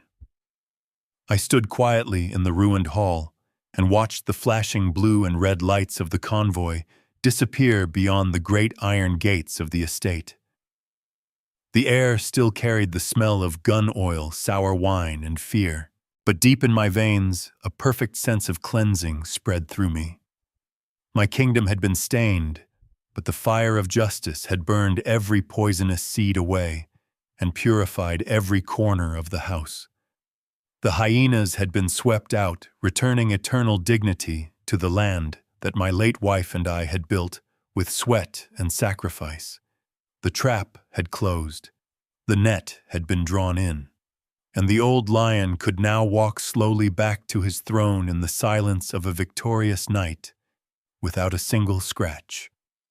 In the chilling silence of my ruined living room, I saw the small figure of my daughter Maya slowly step out from the shadow near the bar.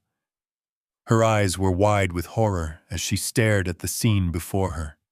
A surgeon who faced the line between life and death every day in the operating room was now trembling violently as she watched her family kingdom collapse. But she was not trembling because of the armed agents. She was trembling because of the brutal truth that had just been exposed. The husband she had loved so deeply, the man who constantly spoke of sacrifice and protecting the family, was now sprawled on the floor with his hands locked behind his back in cold steel cuffs, his face soaked with sweat and tears.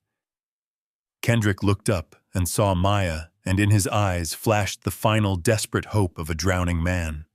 He tried to drag himself toward her, despite the grip of the two federal agents. "Maya, help me," he cried, his voice cracked and pathetic. "Your father has gone insane.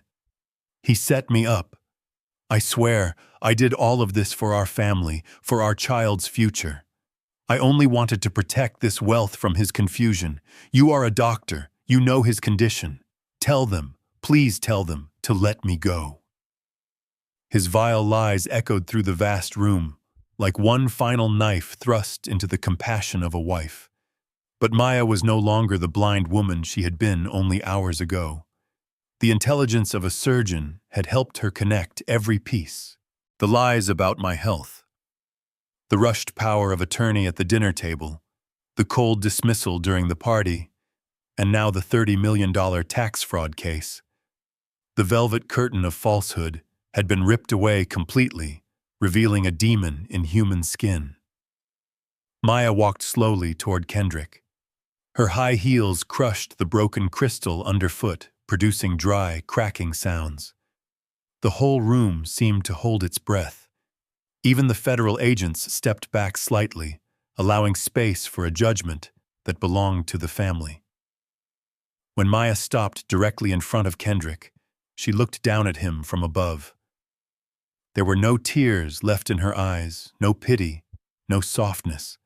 What remained was pure contempt, the disgust reserved for something filthy and unworthy of existing in her life.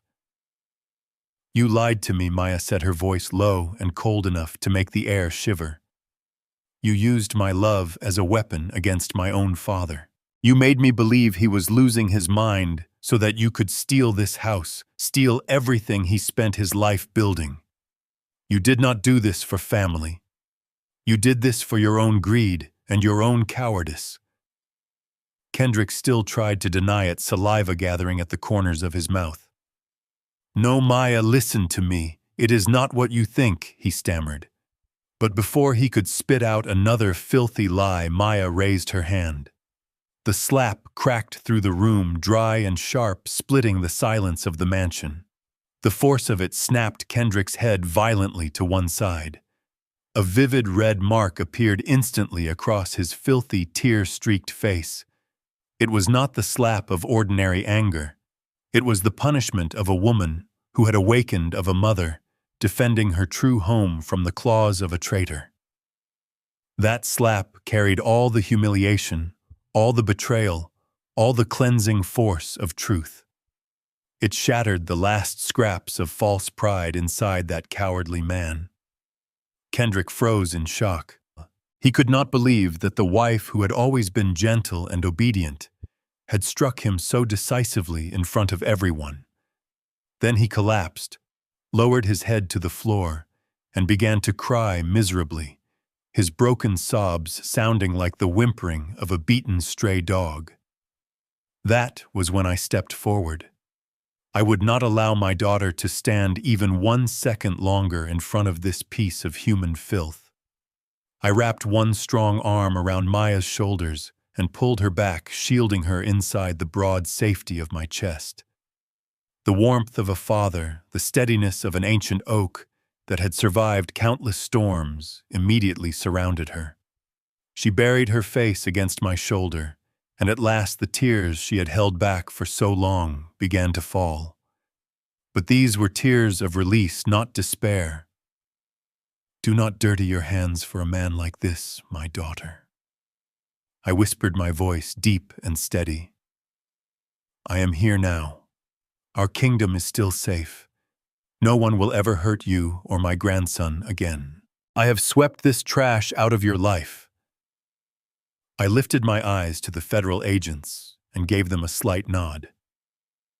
The two large men immediately hauled Kendrick to his feet by the arms and dragged him toward the front door. His condition was so pathetic that words could barely contain it. He struggled his legs, dragging uselessly across the floor, his mouth never stopping, as he screamed and begged, calling Maya's name, calling mine, pleading for forgiveness that had come far too late. "Father, please help me." "Maya, I am sorry. Please do not leave me," he cried, his voice echoing all the way into the front garden. But neither Maya nor I moved. Neither of us turned around. We stood together like a single block of stone impossible to break. I gently stroked my daughter's hair, while my eyes remained fixed on the wide-open oak doors ahead.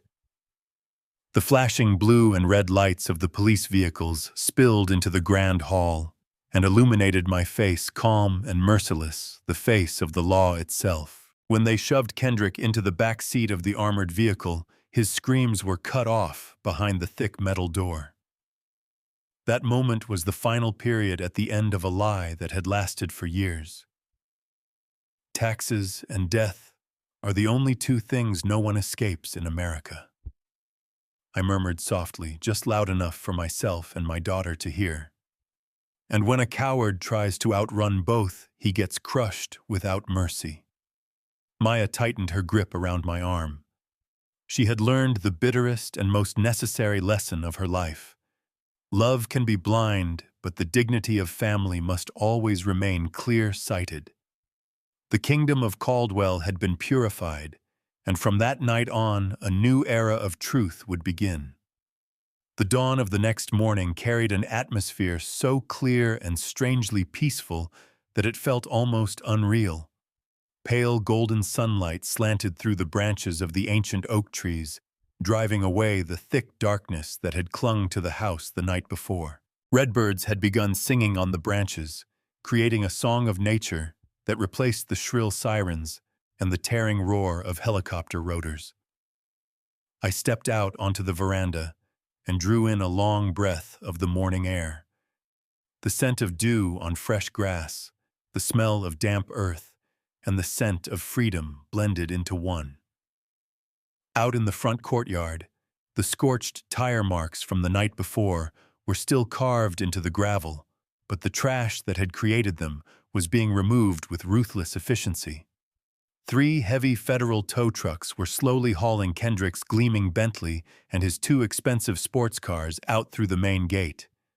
Those luxurious machines, once symbols of his arrogance and empty showmanship, were now nothing more than seized evidence on their way to the tax authority scrapyard. I stood there watching them disappear around the bend and felt a deep relief spreading through every muscle in my body. The rot had been ripped out by the roots, and my kingdom had been made clean again. I turned and walked back into the mansion. My loyal household staff, the same people Nia had cruelly driven away the day before, had returned at sunrise. They worked quietly, sweeping away shattered crystal, wiping the red wine stains from the wooden floor, and clearing the debris left behind by the feast of lies. The house was slowly regaining its natural breath. I stepped into the master bedroom, the very room that parasite Nia had tried to seize only yesterday. Now it had been restored to perfect order. I walked to the small table and carefully lifted Vivian's oil portrait with both hands.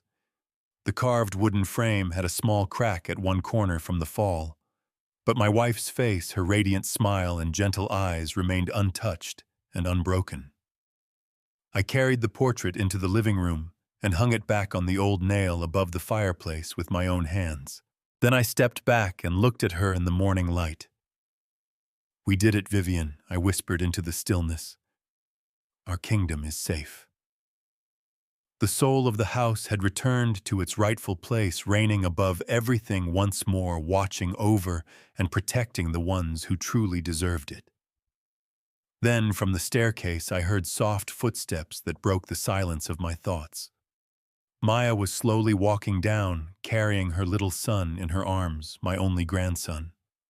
Her face no longer carried the exhaustion and hollow misery of the days she had spent under manipulation and deceit.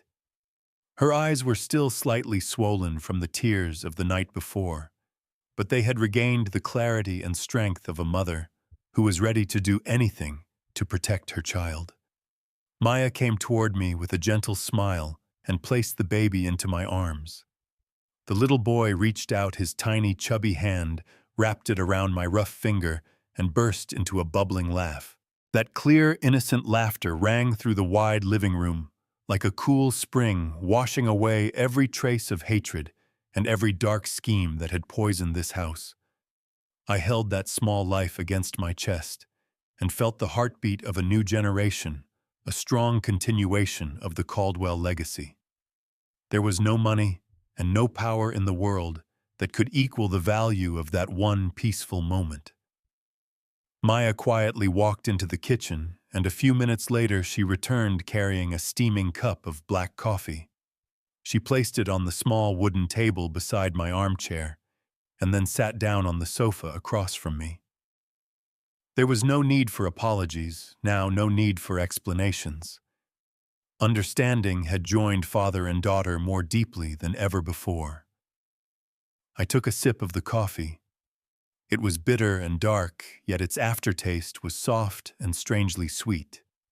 It tasted like the first morning after a storm, the taste of truth and loyalty. The two of us sat there, in the flood of sunlight, looking out at the green garden beyond the windows. The storms had passed, leaving behind foundations stronger than ever. Kendrick and all his lies had been nothing more than a poisonous gust of wind, trying to shake a fortress built from solid stone. My grandson slowly closed his eyes and drifted into peaceful sleep in the shelter of his grandfather's arms. This house, this kingdom had been completely purified, and as long as there was breath left in me, I would continue to stand guard at its gates and make certain that no one would ever again step inside and trample on the values we had protected with blood, sweat, and tears. I leaned back in the familiar leather armchair in my living room, my eyes resting on the garden, glowing in the gentle light of morning. A rare sense of calm moved quietly through my veins. There is a harsh truth that men our age must eventually face when life begins its slow descent toward the other side of the hill. We spend our entire youth pouring sweat, tears, and sometimes even blood into building a solid foundation for our families. We work 14 hours a day. We miss dinners, birthdays, and quiet evenings at home so that our children will never have to endure the poverty and injustice we once tasted. But sometimes that very sacrifice creates fertile ground for parasites. They wrap themselves in the clothing of family. They speak sweet words about loyalty and love while hiding an endless hunger underneath. They look at the wrinkles on our foreheads and the slower steps in our walk, and they make the fatal mistake of believing that the old lion has lost his teeth. Never allow compassion to turn you into prey inside your own home. That is the most expensive lesson I can offer to the brothers, fathers, and grandfathers listening to this story.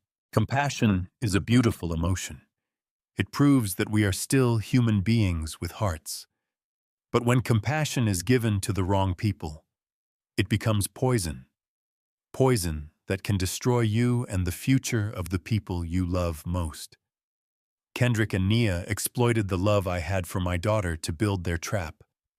They believed that because I was old, because I desired peace in the final chapters of my life, I would close my eyes and surrender everything.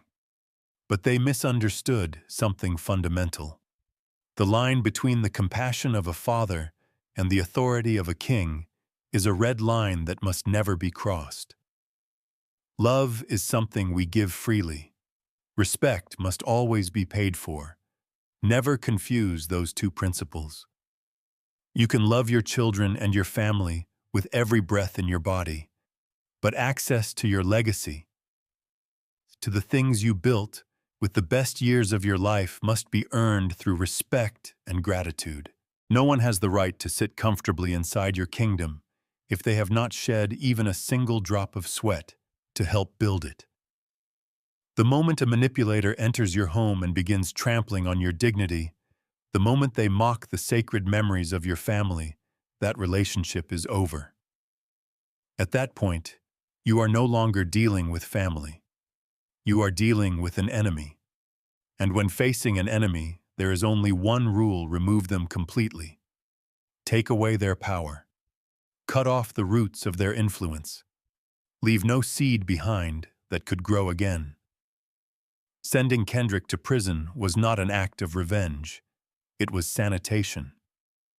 Sometimes, to save the soul of the people we love, we must shatter the comfortable illusions they are hiding behind. I know there are many men out there carrying similar burdens right now. Men who stand as the pillars of their families while silently enduring ingratitude, manipulation, and exploitation from the very people who share their blood, or those the law calls sons-in-law and daughters-in-law. You remain silent to keep peace. You step back because you believe your sacrifice will eventually soften their hearts. But listen to me carefully.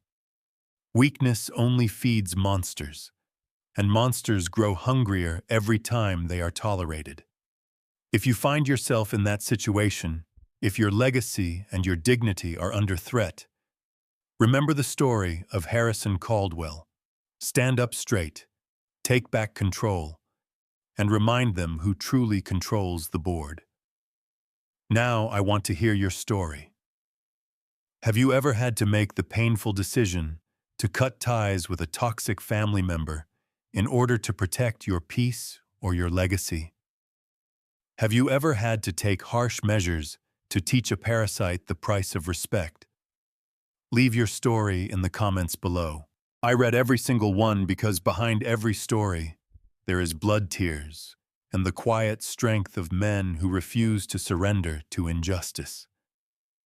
If today's story gave you strength, if you believe justice must always be defended, if you believe we must protect the legacy of those who came before us and the future of those who come after, then take a moment to like the video and subscribe to the channel. Share this story with a brother or a friend who might need the courage to stand up and defend his own kingdom. Thank you for listening to my story. Keep your mind sharp. Guard your boundaries with everything you have. And remember one simple rule above all else: your house, your rules. I will see you again in the next story.